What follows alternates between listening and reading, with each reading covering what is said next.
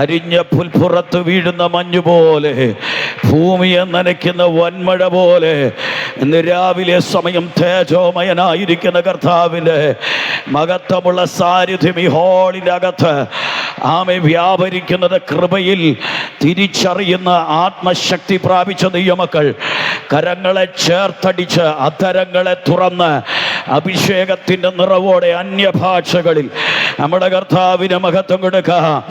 ഇരുട്ടിൻ്റെ വ്യാപാര ശക്തികൾ, പൈശാചിക മണ്ഡലത്തിൻ്റെ തേർവാഴ്ചകൾ, ആത്മീയ ഒഴുക്കിനെ തടയുന്ന, അഭിഷേകത്തെ പിടിച്ചു കെട്ടുന്ന, വചനത്തിൻ്റെ വെളിപ്പാടുകളെ ബന്ധിക്കുന്ന, ജനത്തെ ആരാധിക്കാൻ വിടാതെ വണ്ണം ആത്മമണ്ഡലത്തെ പിടിച്ചു കെട്ടുന്ന ദുഷ്ടശക്തിയുടെ വ്യാപാരങ്ങളെ നസ്രയത്തുകാരനായ യേശുവിൻ്റെ അധികാരമുള്ള നാമത്തിൽ ഇന്ന് പകലിൽ കൃപ പ്രാപിച്ച ദൈവജനം ഞങ്ങൾ ഒരുമിച്ച് ആത്മാവിൽ ആരാധിച്ച് അവയുടെ മേൽ ജയം കൽപ്പിക്കുകയാണ്. ഞാൻ എൻ്റെ സഭയെ പണിയും, പാതാള ഗോപുരങ്ങൾ അതിനെ ജയിക്കുകയില്ല. ഞാൻ എൻ്റെ സഭയെ പണിയാം, പാതാള ഗോപുരങ്ങൾ അതിനെ ജയിക്കുകയില്ല. ഞാൻ എൻ്റെ സഭയെ പണിയാം. ഇന്ന് രാവിലെ സഭയാ ആമേൻ ആരാധനകൾക്കും ശുശ്രൂഷകൾക്കും ദൈവസഭയുടെ വളർച്ചകൾക്കും വിരോധമായി വെളിപ്പെട്ടു വരുന്ന സകല ദേശാന്തര ശക്തികളെയും, സകല പാതാള ഗോപുരത്തിൻ്റെ ശക്തികളെയും ആത്മമണ്ഡലത്തിൽ അതിനെ ആമേൻ ശാസിച്ച് ജയം കൽപ്പിക്കുകയാണ്. രക്തം വചനം ജയമെടുക്കുന്നു. നാൾ തോറും ഞങ്ങളുടെ ഭാരങ്ങളെ ചുമക്കുന്ന ഞങ്ങളുടെ വാഴ്ത്തപ്പെട്ട സ്വർഗീയ നല്ല പിതാവേ, വിലപ്പെട്ടതും മനോഹരമേറിയതുമായ നല്ല പ്രഭാതത്തിനായി ഞങ്ങൾ നന്ദി നിറഞ്ഞ ഹൃദയത്തോടങ്ങയെ വാഴ്ത്തുകയും സ്തുതിക്കുകയും ചെയ്യുന്നു. കഴിഞ്ഞ രാത്രി കിടന്നുറങ്ങിയ ഒത്തിരി പേർക്ക് പകൽ കാണാൻ കഴിയാതിരുന്നപ്പോൾ ഇഴകളായ ഞങ്ങളെ അവിടുത്തെ ഉള്ളംകരങ്ങളിൽ സർവശക്തനായ ദൈവം ഇന്നയോളം സൂക്ഷിക്കുകയും ആയുസ്സിലൊരു പ്രഭാതം കൂടെ ഞങ്ങൾക്ക് നീട്ടിത്തരികയും ചെയ്തതോർത്ത് ഞങ്ങളങ്ങയെ വാഴ്ത്തുകയും സ്തുതിക്കുകയും ചെയ്യുന്നു. കർത്താവേ, ഇവിടെ ശുശ്രൂഷകൾക്ക് നേതൃത്വം കൊടുക്കുന്ന അഭിഷിക്തന്മാർക്കായി സ്തോത്രം ചെയ്യുന്നു. ആരാധനയ്ക്കായി തലമുണക്കിയിരിക്കുന്ന നിൻ്റെ ജനത്തിനായി സ്തോത്രം ചെയ്യുന്നു. മൈലുകൾക്കപ്പുറം കടലുകൾക്കപ്പുറം ശുശ്രൂഷകൾക്കായി പോയ അവിടുത്തെ വിലപ്പെട്ട ഭക്തനായി സ്തോത്രം ചെയ്യുന്നു. തൻ്റെ കുടുംബത്തിനായി ദൈവം കൊടുത്ത തലമുറകൾക്കായി സ്തോത്രം ചെയ്യുന്നു. എന്നയോളം ദൈവം നടത്തിയ പരിപാലിച്ച ദൈവസ്നേഹത്തിനായി ഞങ്ങൾ സ്തോത്രം ചെയ്യുന്നു. ഈ ശുശ്രൂഷയുടെ കഴിഞ്ഞ മിനിറ്റുകളിൽ ദൈവ സാന്നിധ്യം കൊണ്ട് അവിടുന്ന് ജനത്തെ അവിടുന്ന് പരിപോഷിപ്പിച്ചു കൊണ്ടിരുന്നതിനായി സ്തോത്രം.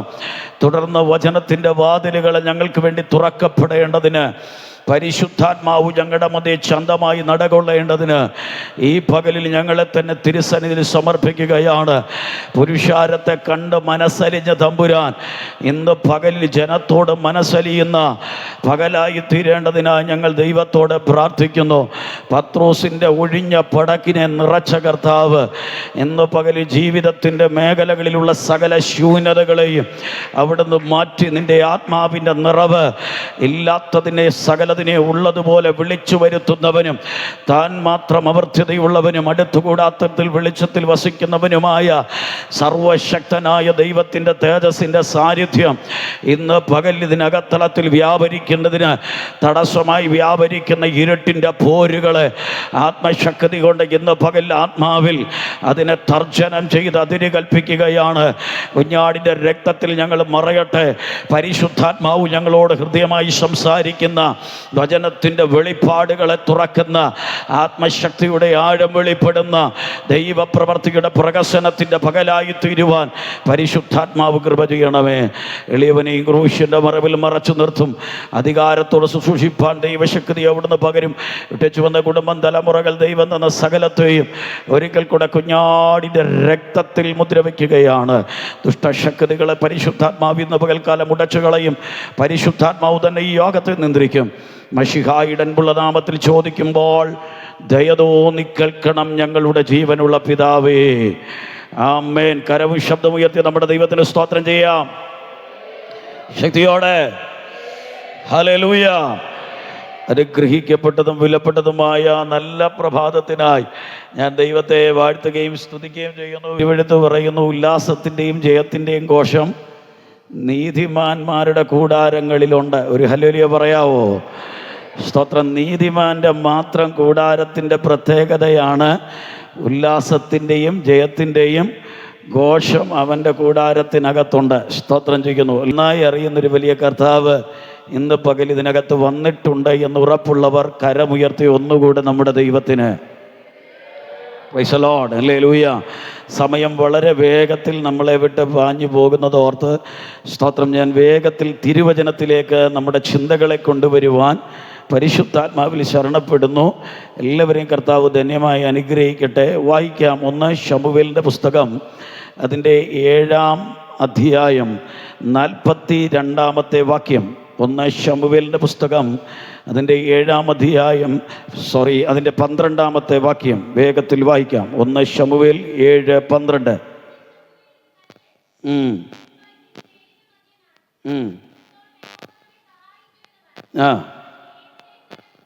കരമുയർത്തിയ വാക്യത്തിനായി ഒന്ന് നമ്മുടെ ദൈവത്തിന് സ്തോത്രം ചെയ്യാം.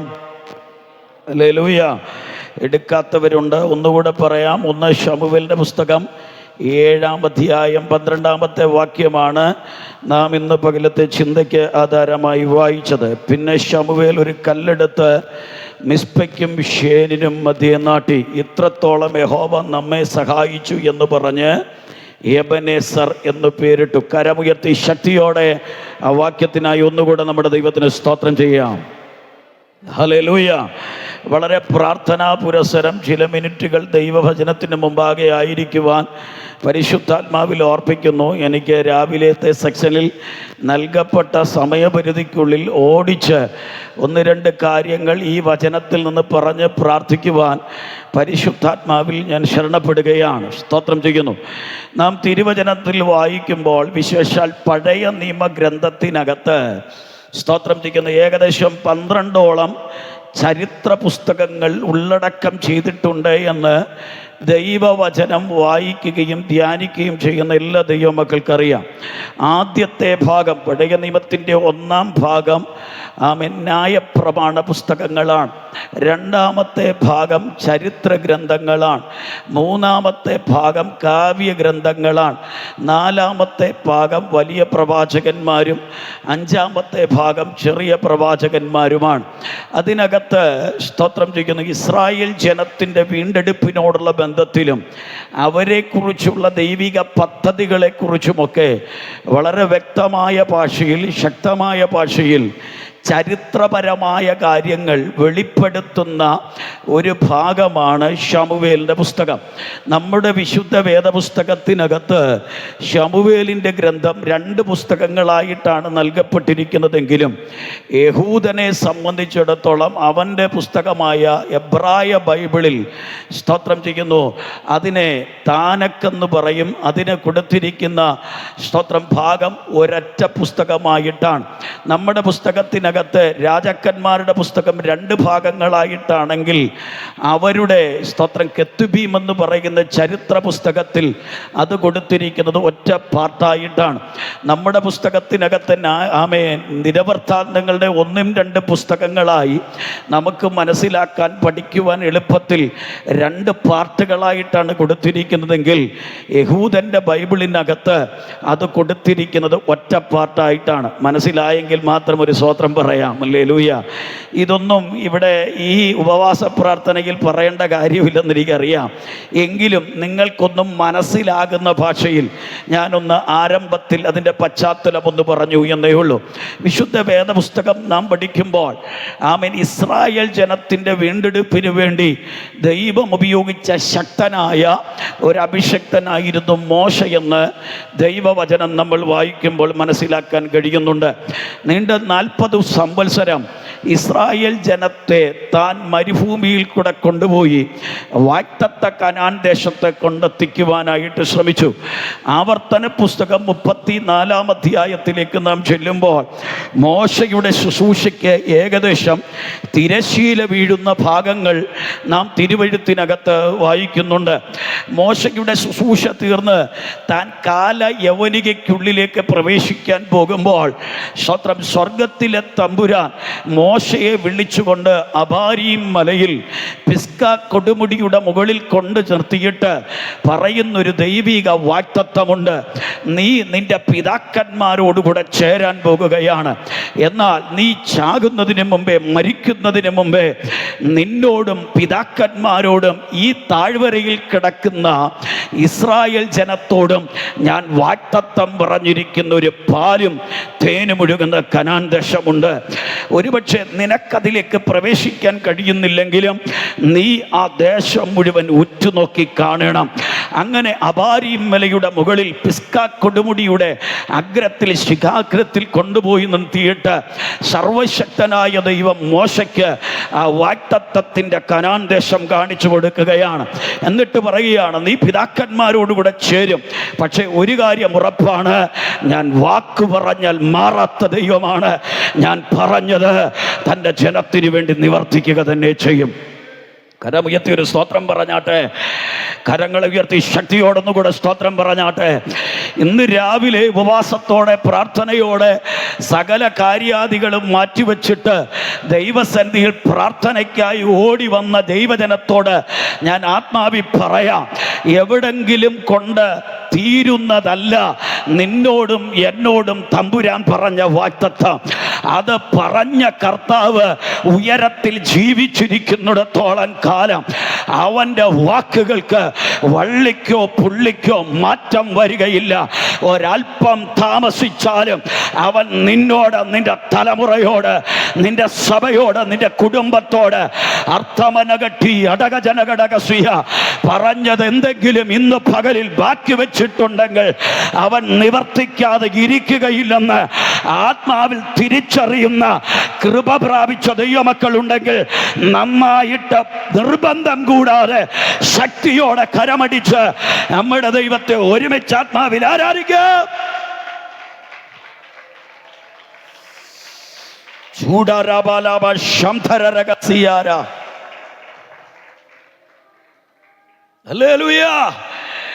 മോശേ, നീ മരിച്ചു പോയാലും നിന്നോടും നിന്റെ ജനത്തോടും നിന്റെ പിതാക്കന്മാരോടും ഞാൻ പറഞ്ഞ വാഗ്ദത്തം തീർന്നു പോകുകയില്ല. നിനക്ക് പകരമായിട്ട് ആമേൻ അന്ന് സമാഗമന കൂടാരത്തിൻ്റെ പടിവാതിൽക്കൽ അരകട്ടി പഞ്ചപുച്ഛമടക്കി എൻ്റെ വാക്കുകൾ കേൾക്കുവാൻ സ്വത്രം കാതോർത്തു നിന്ന ഒരു ദാസനായ യൗവനക്കാരനുണ്ട്. അന്നവന് 20 വയസ്സു മാത്രമേ മിസ്രൈമിൽ നിന്ന് പുറപ്പെടുമ്പോൾ പ്രായമുള്ളൂ എങ്കിലും സ്വർഗത്തിലെ തമ്പുരാൻ പറയുകയാണ്, നിനക്ക് ശേഷം നൂന്റെ മകനായിരിക്കുന്ന ജോഷുവ ഈ ജനത്തെ വാഗ്ദത്ത ദേശമായിരിക്കുന്ന കനാൻ ദേശത്ത് കൊണ്ടെത്തിക്കും. ഞാൻ ഒരു കാര്യം പറഞ്ഞിട്ട് മുൻപോട്ട് കൊണ്ടുപോകട്ടെ. സ്വത്രം ചെയ്യുന്നു, എവിടെങ്കിലും വെച്ച് ആരുടെയെങ്കിലും ശുശ്രൂഷ തീർന്നത് കൊണ്ട് അവസാനിക്കപ്പെടുന്നതല്ല ദൈവത്തിൻ്റെ വാഗ്ദത്തം.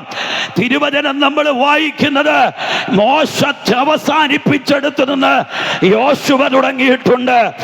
ഏലിയാവ് അവസാനിപ്പിച്ചെടുത്തു നിന്ന് ഏലീശ തുടങ്ങിയിട്ടുണ്ട്. പഴയ നിയമ പ്രവാചകന്മാരായ മലാക്കി അവസാനിപ്പിച്ചെടുത്തു നിന്ന് ഒരു 400 വർഷത്തെ സൈലന്റ് പീരിയഡിന് ശേഷം ഒരു സ്നാപക യോഹന്നാൻ തുടങ്ങിയിട്ടുണ്ട്.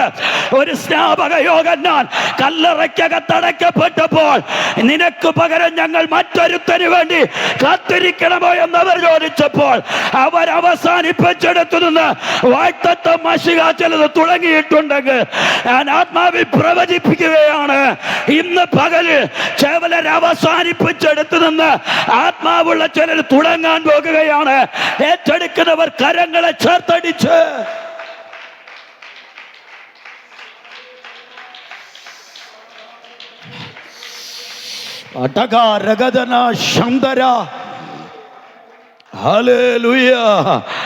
അതുകൊണ്ടൊരു വ്യക്തികളിൽ കൂടെയോ ഒരു കൂട്ടത്തിൽ കൂടെയോ തീർന്നു പോകുന്നതല്ല ദൈവിക വാഗ്ദത്തം. ആമേൻ. ഒരാൾ അവസാനിപ്പിച്ചെടുത്തു നിന്ന് പിതാക്കന്മാർ കൊളുത്തിവെച്ച ദീപശിഖ അതിൻ്റെ ബാറ്റൺ അടുത്ത തലമുറയ്ക്ക് കൈമാറി സ്വത്രം കൊണ്ടെത്തിക്കേണ്ട ഡെസ്റ്റിനേഷനിലേക്ക് അവരെ കൊണ്ടെത്തിക്കുവാൻ സമയബന്ധിതമായ ടാർഗറ്റ് പൂർത്തീകരിക്കുന്ന ഒരു മഹാദൈവത്തിൻ്റെ വാഗ്ദത്തത്തിൻ്റെ കൂട്ടവകാശികളും അവൻ്റെ സ്വത്രം ചെയ്യുന്നു. വാഗ്ദത്തത്തിൻ്റെ നടത്തിപ്പുകാരുമായി ദൈവം നമ്മെ തിരഞ്ഞെടുത്തിരിക്കുന്നു എന്ന് ഉറപ്പുള്ളവർ ഇന്ന് പകൽ മൗനമായിരിക്കരുത്. പരിശുദ്ധാത്മാവ് ആലോചന പറയുന്നു. മടുത്തും മന്ദീഭവിച്ചും മരവിച്ചും നീ പോകേണ്ട സ്ഥാനത്ത് ആത്മാവ് ഇന്ന് പകൽ ഏലിയാവിനെ തട്ടിയുണർത്തി. തുരുത്തിയിലെ വെള്ളവും അടയുന്നെന്ന് തൃപ്തനായിക്കൊള്ളുക. ഇനിയും വളരെയധികം ദൂരം ഈ മുൻപോട്ട് യാത്ര ചെയ്യേണ്ടുണ്ട് എന്ന് പറഞ്ഞ് തട്ടിയുണർത്തിയവന്റെ കരം ഇന്ന് പകൽ ചിലർക്ക് വേണ്ടി ചലിച്ചുകൊണ്ടിരിക്കുകയാണ്. ചൂടാരാബാലാബ ശാന്തരാ രഹസ്യാര അർത്ഥൽക്കമനഘടകസിയ ധരജനഘടകസിയ. ഹല്ലേലൂയ. സ്തോത്രം ചെയ്യുന്നു. ആമേൻ. മോശ മരിക്കുന്നതിന് മുമ്പേ മോശയെ കൊണ്ട് തമ്പുരാനൊരു ശുശ്രൂഷ ചെയ്യിപ്പിച്ചിട്ടാണ് അടുത്ത കാര്യങ്ങൾ മുൻപോട്ട് പോകുന്നത്. സർവജനവും കാണുക നൂന്റെ മകനായ യോശുവയെ വിളിച്ചു മുമ്പിൽ നിർത്തി അവൻ്റെ തലമേൽ കൈവച്ച് അവനെ അനുഗ്രഹിച്ച് ജനത്തിൻ്റെ നടത്തിപ്പുകാരനാക്കി മാറ്റി. സ്തോത്രം. ഒരു ലീഡർഷിപ്പ് നല്ലതാണെന്ന്, ഒരു നേതൃത്വം ഏറ്റവും ബെറ്ററാണെന്ന് തോന്നുന്നത് എപ്പോഴാണെന്നറിയാമോ? ഒരുപക്ഷെ ആ മനുഷ്യൻ ജീവിച്ചിരിക്കുന്ന സമയത്ത് അദ്ദേഹത്തിൻ്റെ ലീഡർഷിപ്പിൻ്റെ ക്വാളിറ്റി നമുക്ക് മനസ്സിലാകില്ല. പക്ഷേ സ്തോത്രം ചെയ്യുന്നു, ബൈബിൾ പഠിപ്പിക്കുന്ന ലീഡർഷിപ്പിൻ്റെ ക്വാളിറ്റി പലയിടത്തും വെളിപ്പെട്ടിട്ടുള്ളത് അവൻ്റെ മരണശേഷമാണ്. സ്തോത്രം ചെയ്യുന്നു. മോശ ഒരു നല്ല ഭക്തനായിരുന്നു എന്ന്, നല്ലൊരു നേതാവായിരുന്നു എന്ന് ഇസ്രായേലിന് മനസ്സിലായത് എപ്പോഴെന്നറിയാമോ? മോശയുടെ ശുശ്രൂഷ അവസാനിച്ചപ്പോഴാണ് മനസ്സിലായത്. അവൻ്റെ യഥാർത്ഥ ശുശ്രൂഷയുടെ ഒരു പ്രോഡക്റ്റാണ് തന്നേക്ക് ശേഷം ആ ജനത്തെ മറുകര കൊണ്ടെത്തിക്കുവാൻ, വാഗ്ദത്ത ദേശത്തിലേക്ക് കൊണ്ടെത്തിക്കുവാൻ ദൈവത്താൽ നിയോഗിക്കപ്പെട്ട യോശുവയുടെ സാന്നിധ്യം. ഹല്ലേലൂയ. ഏലിയാവ് ഒരു അനുഗ്രഹിക്കപ്പെട്ട പ്രവാചകനായിരുന്നു എന്ന് ജനത്തിന് മനസ്സിലായത് എപ്പോഴെന്നറിയാമോ? സ്തോത്രം ചെയ്യുന്നു. ഹല്ലേലൂയ. യോർദാന്റെ കരയിൽ നിന്ന്, സ്തോത്രം ചെയ്യുന്നു, ഏലിയാവിൽ നിന്ന് വീണ പുതപ്പെടുത്ത് രണ്ടായിട്ട് മടക്കി ആ യോർദാന്റെ മുമ്പിൽ നിന്നുകൊണ്ട് ഏലീശ ചോദിക്കുന്നൊരു ചോദ്യമുണ്ട്. ആമേ, ഏലിയാവിന്റെ ദൈവം എവിടെയെന്ന് ചോദിച്ചുകൊണ്ട് അവൻ ആ യോർദാനെ അടിച്ച് രണ്ടായി പിളർക്കുമ്പോൾ പ്രവാചക ശിഷ്യന്മാർ നോക്കി നിന്നിട്ട് വിളിച്ചു പറഞ്ഞു, ഇതാ ഏലിയാവിന്റെ ആത്മാവ് ഏലീശയുടെ മേലും വ്യാപരിക്കുന്നുണ്ട്. അവർക്ക് മനസ്സിലായി, അവനില്ലെങ്കിലും ഈ ഭക്തന് ഞങ്ങളെ നടത്തുവാൻ കഴിവുണ്ട്. ഇവനിൽ വ്യാപരിക്കുന്ന അതോറിറ്റിക്ക്, ഇവനിൽ വ്യാപരിക്കുന്ന കൃപയ്ക്ക് ഇന്ന് പകല് ഞങ്ങളെ മുന്നോട്ട് കൊണ്ടുപോകുവാൻ കഴിവുണ്ട്. കൃപ പ്രാപിച്ച ദൈവമക്കൾ മൗനമായിരിക്കാതെ ആദരം തുറന്ന് ആത്മാവിനൊന്ന് സ്വത്രം പറഞ്ഞ്, നിന്നിൽ വ്യാപരിക്കുന്ന ദൈവശക്തി ഇന്ന് പകലിൽ പുറത്തു വരുന്ന പകലാണ്. നിന്നിൽ വ്യാപരിക്കുന്ന അഭിഷേകം ഇന്ന് പകലിൽ പുറത്തു വരേണ്ട പകലാണ്. നിന്നിൽ വ്യാപരിക്കുന്ന ദൈവശക്തി അടകട്ടി രഗജന ഘടക പ്രൗഢപരഗജന ഘടകസിയ. ആമേൻ. അത് മൂടി വെക്കാനുള്ളതല്ല. എന്നിൽ വ്യാപരിക്കേണ്ട ആത്മാവിന്റെ ശക്തി ഇന്ന് പകലിൽ ചില ചങ്ങലകളെ പൊട്ടിച്ച്, ചില താമ്രവാതിലുകളെ തകർത്ത്, ചില ഇരുമ്പോടാമ്പലുകളെ കണ്ടിച്ച് ചിലതിനെ പുറത്തു കൊണ്ടുവരുവാനുള്ളതാണെന്ന് പരിശുദ്ധാത്മാവ് ഇന്ന് പകൽക്കാലം ദൈവസഭയോട് ആലോചന പറയുന്നു. ആത്മാവുള്ളവൻ ഇന്ന് പകലിൽ വായുറക്കട്ടെ.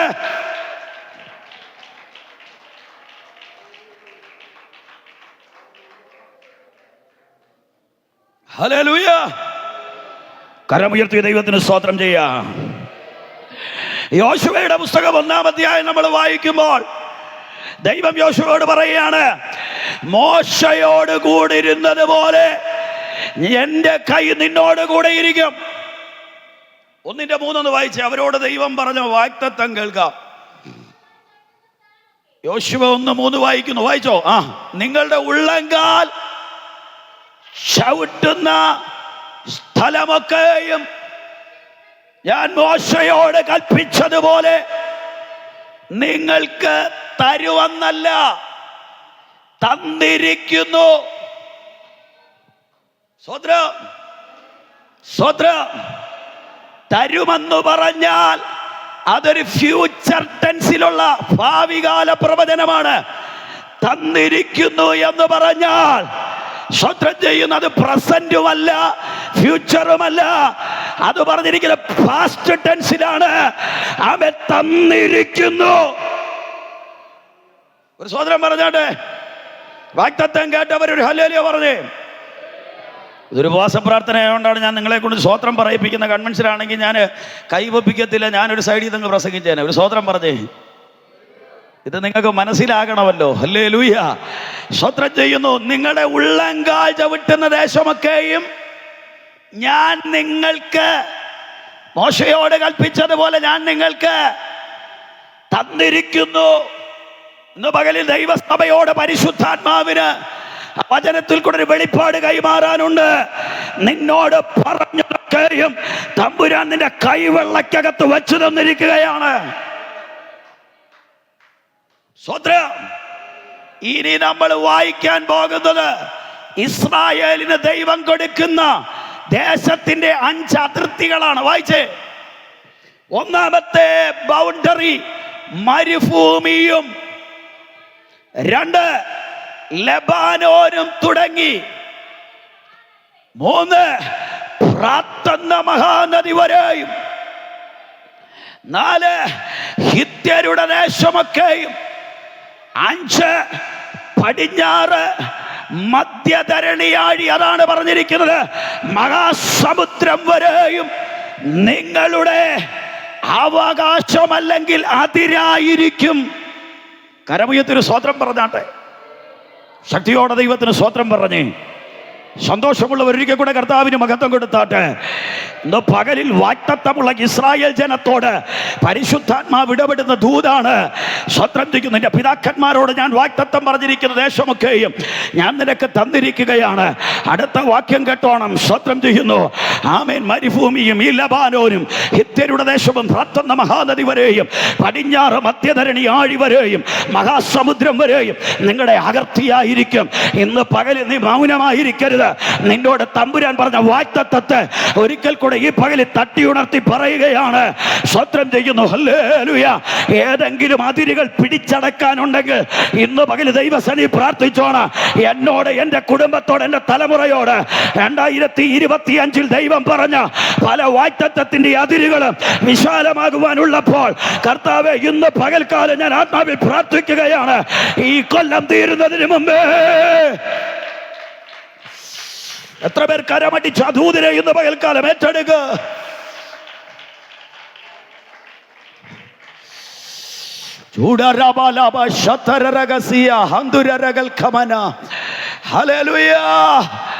സ്വത്രം ചെയ്യുന്നു. ദൈവം പറയുന്ന വാഗ്ദത്തം കേട്ടോണം. സ്വത്രം. അതിലെ പല പദങ്ങളും നമുക്ക് വളരെ ഫെമിലിയർ ആണ്. സ്വത്രം ചെയ്യുന്നു. ഈ സ്ഥലങ്ങളാണ് ഇസ്രായേൽ ജനത്തിന് അന്ന് ദൈവം കൊടുക്കുമെന്ന് പറഞ്ഞ അതിരുകൾ. പത്രമാധ്യമങ്ങളിൽ നീണ്ട വർഷങ്ങളും മാസങ്ങളുമായി നിറഞ്ഞു നിൽക്കുന്ന പല വാർത്തകളും സ്വത്രം ഗസ പോലെ, യോർദാൻ പോലെ, ലബനോൻ പോലെ സ്വത്രം ചെയ്യുന്നു. അടുത്ത് കിടക്കുന്ന എല്ലാ ടെറിട്ടറികളും നമ്മൾ പഠിച്ചാൽ ഈ ബൈബിൾ പഠിപ്പിക്കുന്നു. മനുഷ്യൻ പറയുന്നതല്ല. സ്വത്രം ബൈബിൾ പഠിപ്പിക്കുന്നു. ഇത് ഒടയ തമ്പുരാൻ അവനും അവന്റെ സന്തതിക്കും തീരെഴുതി കൊടുത്ത സ്ഥലമാണ്. ഇന്നത് ജാതികളുടെ കരങ്ങളിലിരിക്കുന്നു. അത് അവന്റെ കയ്യിൽ വരുന്നത് വരെ ഏതവനൊക്കെ മധ്യസ്ഥതയ്ക്ക് വന്നാലും ഈ വാക്യം മാറുകയില്ല, ഈ പ്രവചനം നീങ്ങുകയില്ല. അത് നടപ്പിലാകുന്നത് വരെ ആ മണ്ണിനകത്ത് പോരാട്ടം ഉണ്ടായിരിക്കും. അത് പൂർത്തീകരിക്കപ്പെടുമ്പോൾ യേശുവിന്റെ രക്തത്താൽ വീണ്ടെടുക്കപ്പെട്ട ദൈവസഭ ഒരു കാര്യം തിരിച്ചറിയണം: കാന്തന്റെ വരവ് സംഭവിക്കും.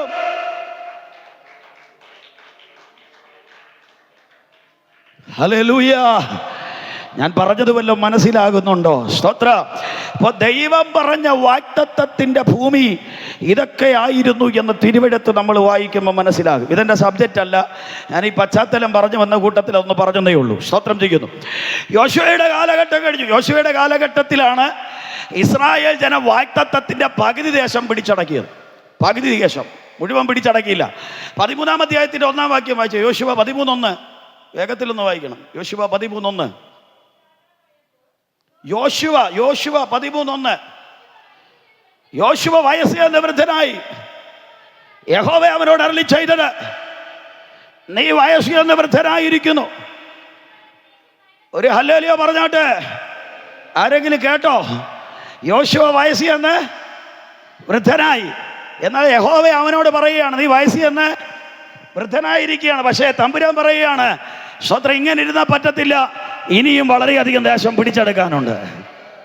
ഒരു സ്വത്രം പറഞ്ഞാട്ടെ.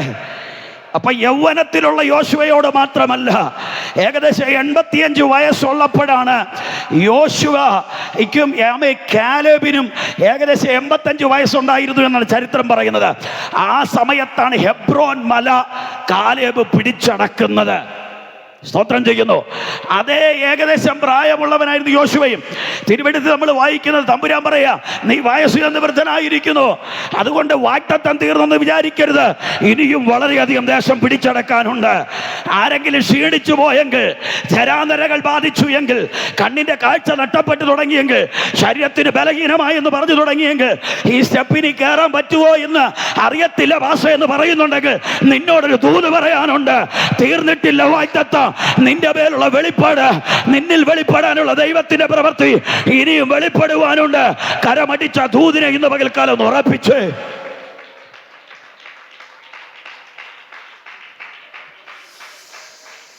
ഹല്ലേലൂയ. തിരുവെടുത്ത് പറയുകയാണ്: ഇനിയും വളരെയധികം ദേശം പിടിച്ചെടുക്കാനുണ്ട്. ആ പുസ്തകം നമ്മൾ വായിക്കുമ്പോൾ, അവസാനിക്കുമ്പോൾ 24 വരെയുള്ള അധ്യായങ്ങൾ നമ്മൾ വായിച്ചു വരുമ്പോൾ, യോശുവയുടെ കാലഘട്ടത്തിൽ വാഗ്ദത്ത ദേശത്തിന്റെ പകുതി ഭാഗമേ പിടിച്ചടക്കിയിട്ടുള്ളൂ. അടുത്ത പുസ്തകം ന്യായാധിപന്മാരുടെ പുസ്തകമാണ്. ന്യായാധിപന്മാരുടെ പുസ്തകം തുടങ്ങുമ്പോൾ അതിന്റെ 1:1 വായിച്ച ന്യായാധിപന്മാർ 1:1 കണ്ടോ? അവിടെ തുടങ്ങുന്നത് യോശുവയുടെ മരണത്തെ കുറിച്ച് പറഞ്ഞുകൊണ്ടാണ്. സ്തോത്രം ചെയ്യുന്നു. യോശുവയുടെ മരണശേഷം അടുത്തത്: ഇസ്രായേൽ മക്കൾ ഞങ്ങളിൽ ആരാകുന്നു കനാന്യരോട് യുദ്ധം ചെയ്യുവാൻ?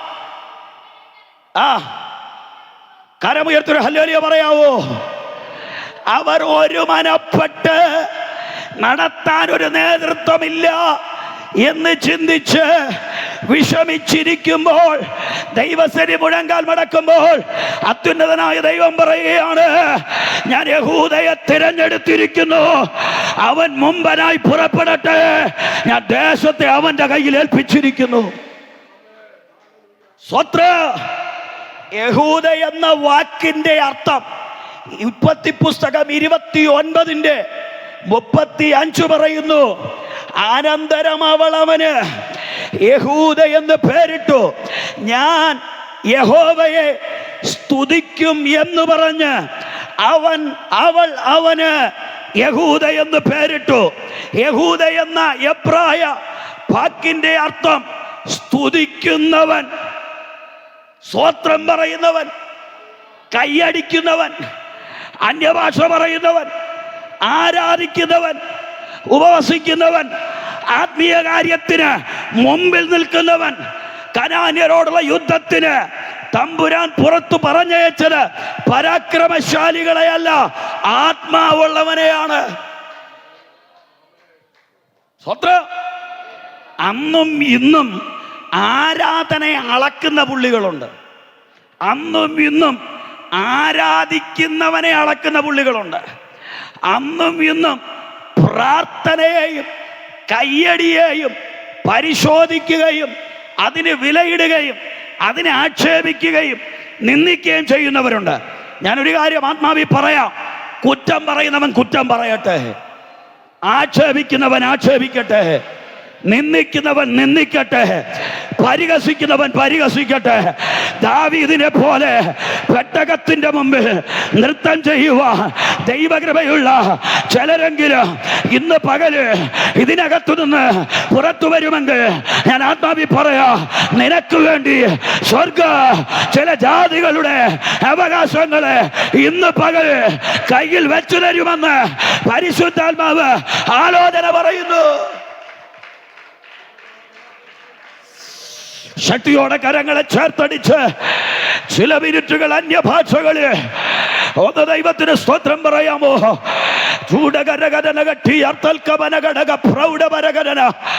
ആരാധിക്കാൻ ലജ്ജയില്ലാത്തവർ, ആരാധിക്കാൻ നാണക്കേടില്ലാത്തവർ, ആരാധിക്കുവാൻ ആമേൻ ആമേൻ മടിയില്ലാത്തവർ, ആരാധിക്കുവാൻ ആമേൻ ആമേൻ ലജ്ജ കാണിക്കാതെ ഇന്ന് പകല് അതരഘടക സ്വന്തരാധികാര നൃത്തത്തോടെ രട്ടുള്ളിയും വെണ്ണീരിലും കിടന്ന് യഹോവ ചെയ്ത ഉപകാരങ്ങളെ ഓർത്ത് ഇത്രത്തോളം കൊണ്ടുവരുക ഞാനും എന്റെ ഗ്രഹവും എന്തുള്ളൂ എന്നറിഞ്ഞ് ദാവീദിനെ പോലെ നൃത്തം ചെയ്യുന്ന എത്ര പേരുണ്ട്?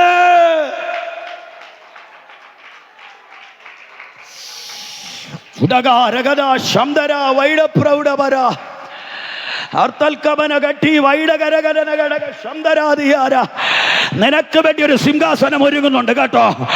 ഒരുപക്ഷെ ആടുകളുടെ ഇടയിലായിരിക്കാം നിന്റെ വാസം. നിന്റെ ബന്ധുക്കൾക്ക് നിന്നെ വേണ്ടായിരിക്കാം, നിന്റെ കൂടപ്പിറപ്പുകൾക്ക് നിന്നെ വേണ്ടായിരിക്കാം, നിന്റെ ചാർച്ചക്കാർക്ക് നിന്നെ വേണ്ടായിരിക്കാം, നിന്റെ സമീപവാസികൾക്ക് നിന്നെ വേണ്ടായിരിക്കാം, നിന്റെ കുടുംബത്തിനകത്തിന് എതിരുകൾ ഉണ്ടായിരിക്കാം. പക്ഷെ പരിശുദ്ധാത്മാവ് ആരോടൊക്കെ ഇടപെടുകയാണ്. ചില ജാതികളുടെ അവകാശങ്ങൾ അർത്തിപറ്റി വരകട്ടി ജഗതന യഹൂദയുടെ ഉള്ളങ്കയിൽ വെച്ചുകെടുത്ത ദൈവം ഇന്ന് പകൽക്കാലം ഈ പ്രാർത്ഥനയുടെ നടുവ് ഈ നവംബർ മാസം 15-ാം തീയതി പകല് ആലോചന കൈമാറുകയാണ്. നിനക്ക് വരേണ്ടതിലെ അവകാശങ്ങൾ, നിനക്ക് ലഭിക്കേണ്ടതിന് നന്മകളെ ആമെ ശത്രു കൊണ്ടുപോയെങ്കിൽ ഇന്ന് പകൽ പരിശുദ്ധാത്മാവ് ഇടപെടുകയാണ്. അത് നിന്റെ കൂടാരത്തിനൊക്കെ വരുന്ന നാളുകൾ മുമ്പിലുണ്ട്. കരമടിച്ചു ചില മിനിറ്റുകൾ. തിരുവെഴുത്ത് നമ്മെ പഠിപ്പിക്കുന്നത് ഹല്ലേലൂയ, യോശുവ മരിച്ച ശേഷം ഇസ്രായേൽ ജനം കനാന്യരോട് യുദ്ധത്തിന് പുറപ്പെടുന്ന സമയത്ത് ഞങ്ങൾ എല്ലാവരും മുൻപരായി പുറപ്പെടുന്നു എന്ന് യഹോവയോട് ചോദിച്ചു. ന്യായാധിപന്മാരുടെ പുസ്തകത്തിൽ മാത്രം 13 ന്യായാധിപന്മാർ ഇസ്രായേലിനെ ന്യായപാലനം ചെയ്തതായിട്ട് പറയുന്നുണ്ട്. 13 ന്യായാധിപന്മാർ. അതിൽ സ്ത്രീകളുണ്ട്, പുരുഷന്മാരുണ്ട്. ചിലർ ഷോർട്ട് പീരിയഡ് ന്യായപാലനം ചെയ്തു, ചിലർ നീണ്ട കാലഘട്ടങ്ങൾ 40 വർഷമൊക്കെ ന്യായപാലനം ചെയ്തവരുടെ ഹിസ്റ്ററിയും ന്യായാധിപന്മാരുടെ പുസ്തകം പഠിപ്പിക്കുന്നുണ്ട്. നമ്മൾ വായിച്ച വാക്യവുമായിട്ട് ഈ ന്യായാധിപന്മാരുടെ പുസ്തകത്തിൽ ഒത്തിരി കണക്ഷനുണ്ട്. കാരണം ഇസ്രായേലിൽ ടോട്ടലായിട്ട് ന്യായപാലനം ചെയ്ത 15 പേരാണ്. അതിലെ അവസാനത്തെ 2 ന്യായാധിപന്മാരിൽ അവസാനത്തെ 15-ാമത്തെ ന്യായാധിപൻ്റെ പേരാണ് നമ്മൾ വായിച്ച കുറിവാക്യത്തിൽ. ഒരു സ്വതന്ത്രം പറഞ്ഞാട്ടെ. അതിനാണ് ഞാൻ ഇത്രയും പറഞ്ഞു വന്നത്. അപ്പോൾ ഈ പുസ്തകവുമായിട്ട് വളരെ ബന്ധങ്ങൾ ശമൂവേലിൻ്റെ പുസ്തകത്തിൽ ഹിസ്റ്റോറിക്കലായിട്ടുണ്ട്. ആദ്യത്തെ 13 ന്യായാധിപന്മാരുടെ കാലഘട്ടം തീരുമ്പോൾ ന്യായാധിപ കാലഘട്ടം ഒരു പരാജയത്തിൻ്റെ പുസ്തകമായിരുന്നു. ഒരു സ്വതന്ത്രം പറഞ്ഞുകൊണ്ട് അതിൻ്റെ തെളിവാണ് ഒരു വാക്യം നമ്മളിപ്പോൾ വായിച്ചു. 1:1 വായിച്ചു. യോശുവയുടെ മരണശേഷം കനാന്യരോടുള്ള യുദ്ധത്തിന് ഞങ്ങളിൽ ആര് പുറപ്പെടേണ്ടു എന്ന് അവർ ആരോട് ആലോചന ചോദിച്ചു? യഹോവയോട് ചോദിച്ചു. അവരുടെ തുടക്കം നല്ലതായിരുന്നു. കാരണം അവർക്ക് അന്നൊരു ലീഡറില്ല. അവരുടെ ലീഡർ മരിച്ചുപോയി. യോശുവ മരിച്ചുപോയി. അവർക്ക് ലീഡർഷിപ്പ് ഇല്ല. സ്തോത്രം ചെയ്യുന്നു. പക്ഷേ അവരുടെ അകത്ത് ഒന്നുണ്ടായിരുന്നു, അവരുടെ അകത്ത് യൂണിറ്റി ഉണ്ടായിരുന്നു, ഐക്യതയുണ്ടായിരുന്നു. സ്വതന്ത്രം പറഞ്ഞാവോ? വീട്ടിനകത്ത് ഐക്യതയുണ്ടെങ്കിൽ, സഭയ്ക്കകത്ത് ഐക്യതയുണ്ടെങ്കിൽ തമ്പുരാൻ നിന്റെ കൂടെ നിൽക്കും. സ്വതന്ത്രം. ഇവരുടെ തുടക്കം രൂപേൻ തൊട്ട് ഇങ്ങേയറ്റം മനശ്ശെ വരെയുള്ള 12 ഗോത്രങ്ങൾ ഒരുമിച്ച് മുഴങ്കാൽ മടക്കുക. യുദ്ധം ആരോടാണെന്ന് അവിടെ എഴുതി വെച്ചിട്ടുണ്ട്. കനാനിൽ 7 ജാതികളുടെ പേരുകൾ നമ്മൾ പഠിക്കുന്നുണ്ട്. 3-ാം അധ്യായം പഠിക്കുമ്പോൾ മനസ്സിലാകും. 7 ജാതികളുടെ പേര് അവിടെ പറയുന്നുണ്ട്. അതിൽ ആറ്റരികത്തും സമുദ്രതീരത്തും പാർത്തിരുന്ന ജാതികളാണ് കനാന്യർ. ഈ കനാൻ ആരെന്ന് പറയണമെങ്കിൽ ഇനിയും സമയം പിടിക്കും, വേണമെങ്കിൽ ഒന്ന് ഓടിച്ചു പറയാം. ഈ കനാൻ പണ്ട് ഇവിടെ ഉള്ളവനല്ല, ഇവൻ വന്നു പാർത്തവനാണ്. സ്തോത്രം ചെയ്യുന്നു. കനാൻ ആരെന്നറിയാമോ? ഉൽപ്പത്തി പുസ്തകം അതിൻ്റെ 9-ഉം 10-ഉം അധ്യായം പഠിക്കുമ്പോഴാണ് ഈ ഉലകിൽ, ഈ യൂണിവേഴ്സിൽ ഉണ്ടായ സകല ജാതികളുടെയും സകല വർഗങ്ങളുടെയും സകലത്തിൻ്റെയും തുടക്കം അവിടെ നിന്നാ. ഒരു സ്വത്രം പറഞ്ഞാട്ടെ, ഒരു നല്ല ഹല്ലേലൂയ പറ. നമ്മളൊക്കെ പലപ്പോഴും ബൈബിള് വായിക്കുന്നതാണ്, പക്ഷേ ഈ വംശാവലിയും അങ്ങനെയൊക്കെ ഉള്ള കുറേ കാര്യങ്ങൾ വരുമ്പം നമ്മൾ അതൊക്കെ അങ്ങ് വിട്ടുകളയും, നമ്മൾ വിഴുങ്ങും. സ്വതന്ത്രം ചെയ്യുന്നു. ഹല്ലേലൂയ. ഞാൻ അതിൻ്റെ വംശാവലി എടുത്ത് പറയാൻ വേണ്ടി നിന്നാൽ ഇന്നത്തെ 2 സെക്ഷനിലെ മീറ്റിങ്ങും പോവും. പറയാൻ വന്ന ദൂത് പറയാൻ പറ്റൂല. അതുകൊണ്ട് എന്തെങ്കിലും വരുമ്പോൾ ഞാൻ അത് പറയാം, എങ്കിലും ഒന്ന് മനസ്സിലാകാൻ വേണ്ടി തൊട്ട് പറയാം. 10-ാം അധ്യായം നമ്മൾ പഠിച്ചാൽ ഈ ഭൂമിയുടെ പരപ്പിലുണ്ടായ സകല ജാതികളുടെയും പേരതിനകത്ത് പറയുന്നുണ്ട്. സ്വത്ര അതിലുള്ള ഏതെങ്കിലുമൊക്കെ അപ്പൻ്റെ മക്കളായിരിക്കും നമ്മൾ. നിങ്ങൾക്കൊന്നും സ്വത്രം വരുന്നില്ല, നിങ്ങൾ വായിച്ചു നോക്കിയത് അപ്പോൾ നിങ്ങൾക്ക് മനസ്സിലാവും. അതിനകത്തുള്ള ഏതെങ്കിലും ജാതിയുടെയോ ഏതെങ്കിലും മതത്തിലോ ഏതെങ്കിലും വർഗത്തിലോ ഏതെങ്കിലും വർണ്ണത്തിലോ പെട്ട ഏതെങ്കിലും അപ്പൻ്റെയോ അമ്മയുടെയോ മക്കളിൽപ്പെട്ടവരായിരിക്കും നമ്മൾ. പക്ഷെ എല്ലാത്തിൻ്റെ തുടക്കം ഒരിടത്തുനിന്നാണെന്ന് അവിടെ മനസ്സിലാവും. സ്വത്രം വന്നില്ല പലർക്കും, കുറച്ച് കഴിയുമ്പോൾ മനസ്സിലാവും. സ്വത്രം ചെയ്യുന്നു. അപ്പോൾ നമുക്കറിയാവുന്ന ഒരു ഭക്തനുണ്ട് ഉൽപ്പത്തി പുസ്തകത്തിൽ, അവൻ്റെ പേര് നോഹ. ഈ നോഹ എന്ന ഭക്തനെ കുറിച്ച് പറയുന്നത് അവൻ നീതിമാനായിരുന്നു, നിഷ്കളങ്കനായിരുന്നു, ദൈവഭക്തനായിരുന്നു. അതുകൊണ്ട് തന്നെ ദൈവം അവനോടൊരു കാര്യം പറഞ്ഞു, ഞാൻ ഈ ഭൂമിയുടെ പാപവും മ്ലേച്ഛതയും കൊണ്ട് സ്തോത്രം ചെയ്യുന്നു, എനിക്ക് മനം മടുത്തിട്ട് ഞാൻ ഈ ഭൂമിയെ വെള്ളം കൊണ്ട് നശിപ്പിക്കാൻ പോവുക. കേട്ടോണം, സ്തോത്രം ചെയ്യുന്നു. ഹല്ലേലൂയ. ചില ഇടങ്ങളിൽ തമ്പുരാൻ ഗതി കടുമ്പോഴാണ് ചിലതിൻ്റെ മീതെ തമ്പുരാൻ കൈവയ്ക്കുന്നത്. സ്തോത്രം വന്നില്ല. ഹല്ലേലൂയ. അനുഗ്രഹത്തെക്കുറിച്ച് കേൾക്കുമ്പോൾ മാത്രം സ്തോത്രം പറഞ്ഞാൽ പോരാ, ബൈബിളിൻ്റെ മർമ്മം കേൾക്കുമ്പോഴും നമ്മളിത് പകൽക്കാലം സ്തോത്രം പറയാൻ തയ്യാറ്. തമ്പുരാൻ ചിലതിന് ഇന്ന് നന്നാവും, നാളെ നന്നാവും, ഇവൻ മറ്റന്നാളെ കുണം പിടിക്കുമെന്നൊക്കെ പറഞ്ഞ് പലപ്പോഴും നീട്ടിവിട്ടിട്ടും ചിലതൊന്നും ഗുണപ്പെടാതെ വരുമ്പോൾ ഗതികെടുമ്പോഴാണ് തമ്പുരാൻ്റെ കൈയുടെ വാളിന് മൂർച്ച അവൻ വർദ്ധിപ്പിക്കുന്നത്. അപ്പൊ അങ്ങനെ ഈ ഭൂമിയിലെ ജനത്തിന്റെ പാപം കണ്ട് അവന് മടുത്തിട്ട് 6-ാം അധ്യായത്തിൽ പറയുന്നുണ്ട്, എൻ്റെ ആത്മാവ് മനുഷ്യന്റെ ഉള്ളിൽ സദാകാലത്തും വാദിച്ചു കൊണ്ടിരിക്കുകയില്ല. എന്നും തമ്പുരാൻ തലയെ കൈവച്ച് ദൂത് പറയുമെന്ന് വിചാരിക്കരുത്, എന്നും പ്രവചിക്കുമെന്ന് വിചാരിക്കരുത്, എന്നും മടങ്ങി വരുവാൻ ഓതുമെന്ന് വിചാരിക്കരുത്.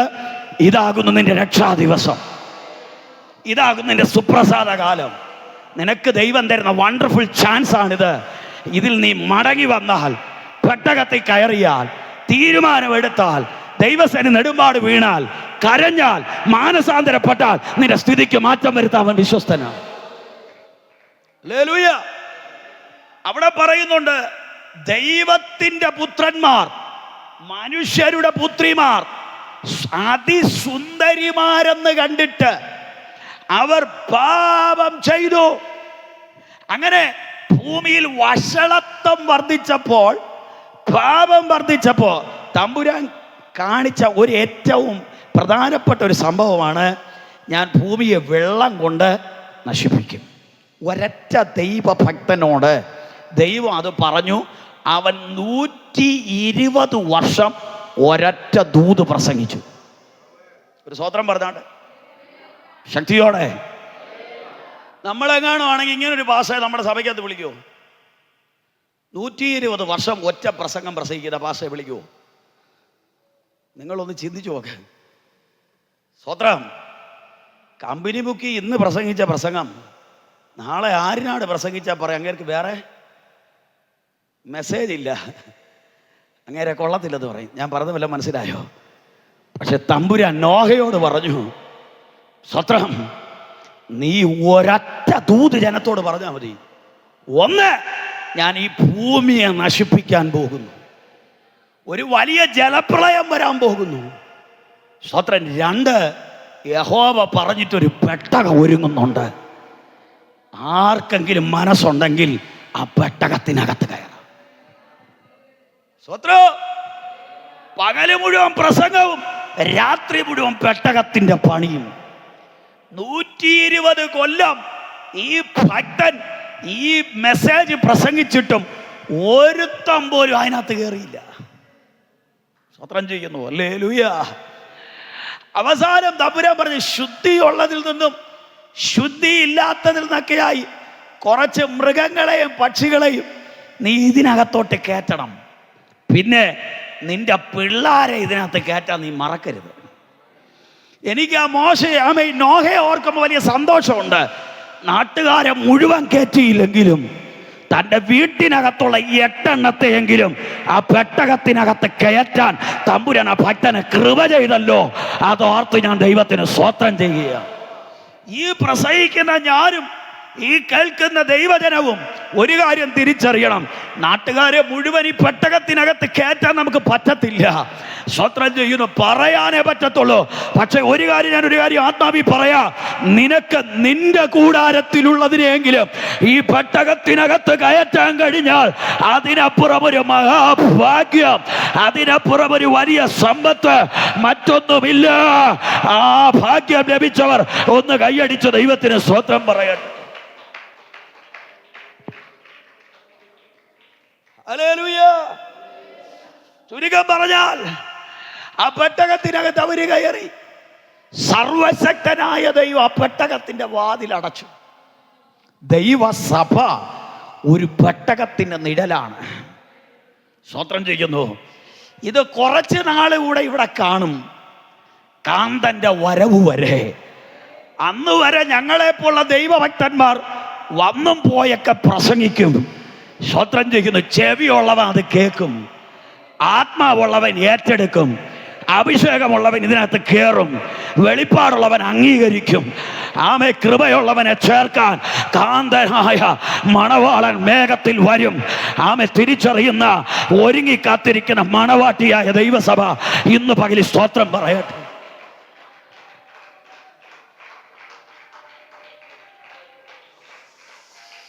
ഹല്ലേലൂയ.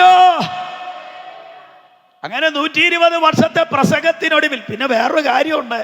ഈ പ്രസംഗം അംഗീകരിക്കാത്തതിനൊരു കാരണമുണ്ട്. അന്ന് വരെ ഭൂമിയിൽ മഴയെന്ന് പറയുന്ന സാധനം ഉണ്ടായിട്ടില്ല. നമുക്ക് മഴയെന്നോ ഇടിയെന്നോ മിന്നലെന്നോ ഇടവപ്പാതിയെന്നോ തുലാവർഷം എന്നൊക്കെ പറഞ്ഞാൽ നമുക്കറിയാം. പക്ഷേ ആ കാലഘട്ടത്തിലെ ജനത്തിന് മഴയെന്ന് പറഞ്ഞൊരു സെറ്റപ്പ് അറിയത്തില്ല. ആ കാരണം അന്ന് ഭൂമിയിലെ വൃക്ഷ സസ്യ ലതാദികളെല്ലാം വളർന്നിരുന്നത് മഴ കൊണ്ടല്ല, മഞ്ഞുകൊണ്ടാണ്. ഭൂമിയിൽ നിന്ന് മഞ്ഞു പൊങ്ങും. ഇന്ന് മേളിൽ നിന്ന് മഞ്ഞു പൊഴിയും. അന്നത്തെ പ്രോസസ്സിങ്ങിനൊരു വ്യത്യാസമുണ്ട്. തമ്പുരാൻ ഈ ഭൂമിയെ ശപിച്ചതിന് ശേഷം സ്തോത്രം ചെയ്യുന്നു ആണ് ഇതിന് കുഴപ്പമൊക്കെ പറ്റി തുടങ്ങിയത്. സ്തോത്രം ചെയ്യുന്നു. അന്ന് വരെ അതിന് തമ്പുരാൻ വെച്ചിരുന്ന ടേംസ് ആൻഡ് കണ്ടീഷൻസ് വേറെ ആയിരുന്നു.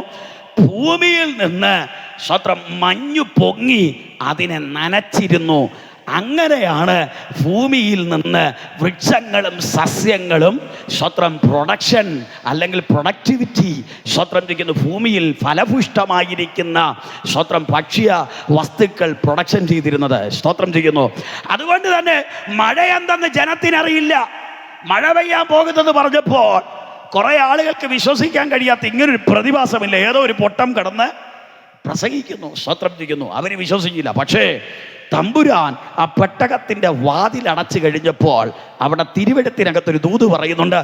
അവൻ ആകാശത്തിന്റെ കിളിവാതിലും ആഴിയുടെ ഉറവയും തുറന്നു. വിശ്വസിക്കുന്നവര് സ്തോത്രം പറഞ്ഞ് സന്തോഷത്തോടെ കരമുയർത്തി ശക്തിയോടൊരു സ്തോത്രം പറഞ്ഞാട്ടെ. ഈ പെട്ടകത്തെക്കുറിച്ച് ദൈവത്തിനൊരു പദ്ധതി ഉണ്ടെങ്കിൽ സ്വത്രം ഉറവ തുറക്കുന്നത് ഒടയ തമ്പുരാനാണ്. അത് മേളിൽ നിന്ന് തുറക്കണോ താഴെ നിന്ന് തുറക്കണോ എന്നൊക്കെ ഡിസൈഡ് ചെയ്യുന്ന ഇവിടുത്തെ പുള്ളികളല്ല, ഒടയ തമ്പുരാനാണ് പദ്ധതി ഇട്ടിരിക്കുന്നത്. എൻ്റെ കുടുംബത്തെക്കുറിച്ച് ദൈവത്തിനൊരു പദ്ധതി ഉണ്ടെങ്കിൽ, എൻ്റെ സഭയാകുന്ന പെട്ടകത്തെക്കുറിച്ച് ദൈവത്തിനൊരു പദ്ധതി ഉണ്ടെങ്കിൽ, അത് എവിടുന്ന് എപ്പോൾ എങ്ങനെ തുറക്കണമെന്ന് തീരുമാനിക്കുന്നത് നീയോ ഞാനോ ഇവിടുത്തെ വലിയ പുള്ളികളൊന്നുമല്ല, ഒടയതമ്പുരാനാണ്. ഹല്ലേലൂയ. ചുരുക്കം പറഞ്ഞാൽ സ്തോത്രം, ആഴിയുടെ ഉറവകളും ആകാശത്തിന്റെ കിളിവാതിലുകളും തുറക്കപ്പെട്ടപ്പോൾ 40 രാവും 40 പകലും നിർത്താതെ ഭൂമിയിൽ മഴ പെയ്തുകൊണ്ടേയിരുന്നു. സ്തോത്രം ചെയ്യുന്നു. ഹല്ലേലൂയ. ഈ മഴ 40 രാവും പകലേ പെയ്തിട്ടുള്ളൂ. പക്ഷെ അവിടെ പുസ്തകത്തിൽ പറയുന്നു, എന്നിട്ടും വെള്ളം 150 ദിവസത്തോളം ഭൂമിയിൽ പൊങ്ങിക്കൊണ്ടേയിരുന്നു. ശ്രദ്ധിക്കണം, ഭൂമിയിൽ വെള്ളം 150 ദിവസത്തോളം പൊങ്ങിക്കൊണ്ടിരുന്നു. പിന്നെ ഈ മഴയ്ക്കൊരു ശമനം വന്നത് അവിടെ എഴുതി വെച്ചിട്ടുണ്ട്. യഹോവയായ ദൈവം നോഹയെയും അവൻ്റെ കുടുംബത്തെയും അറിയാവുന്ന വാക്യമാണ്, സൺഡേ സ്കൂൾ പിള്ളേർ വരെ പഠിക്കുന്ന, ഓർത്തു. സ്വോത്രം ഒന്ന് നെഞ്ചത്ത് കൈവച്ചോണ്ട് പറഞ്ഞാട്ടെ, എന്നെയും എൻ്റെ കുടുംബത്തെയും ദൈവം ഓർക്കും. ചിലർക്കൊന്നും വലിയ സന്തോഷം പോരാ, വലിയ ആരോഗ്യം പോരാ. തൻ്റെ ഇടത്തോടെ അവനവൻ്റെ നെഞ്ചത്ത് കൈവച്ചോണ്ട് പറ, എന്നെയും എൻ്റെ കുടുംബത്തെയും തമ്പുരാൻ ഓർക്കും. സ്വത്രം. നോഹയെയും അവൻ്റെ കുടുംബത്തെയും അവൻ്റെ തലമുറയും ദൈവം ഓർത്തത് കൊണ്ടാണ് മഴയെ തമ്പുരാൻ നിർത്തിയത്. ഇവിടെ പ്രാർത്ഥിക്കുന്ന ചില ഭക്തന്മാരെയും ദൈവമക്കളെയും ഓർക്കുന്നത് കൊണ്ടാണ് പലയിടങ്ങളിലും ജലപ്രളയം വന്ന് പലതും മുങ്ങിത്താണിട്ടും തിരുവനന്തപുരം ജില്ലയിലുള്ള ഞാനും നീയും മുങ്ങാതെ ഈ പരുവത്തിൽ നിൽക്കുന്നത്. അതിന് ഈ സ്തോത്രമൊന്നും പറഞ്ഞാൽ പോരാ. കൈകളെ തട്ടി നമ്മുടെ ദൈവത്തിന്, ശക്തിയോടെ ദൈവത്തിനൊന്ന് സ്തോത്രം പറയാൻ.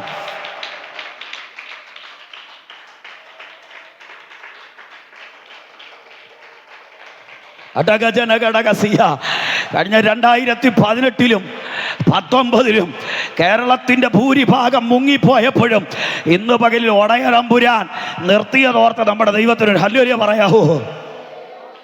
നമുക്കെല്ലാവർക്കും അറിയാം 2018-ലും 2019-ലൊക്കെ ഉണ്ടായ ജലപ്രളയം ഞാൻ ഒരിക്കലും മറക്കൂല. കാരണം അന്ന് എനിക്കൊരു ഭയങ്കര ഒരു സംഭവം ഉണ്ടായി. ഞാനൊരു മരണത്തിൽ നിന്ന് ദൈവം എന്നെ പിടിപ്പിച്ചു. ഒരു സ്വതന്ത്രം പറഞ്ഞാണ്ട് 2018 ഞാൻ പത്തനംതിട്ട കോന്നി എലിമുള്ളെന്ന് പറയുന്ന സ്ഥലത്ത് ചർച്ച് ഓഫ് ഗോഡിൻ്റെ ഒരു ചർച്ചുണ്ട്.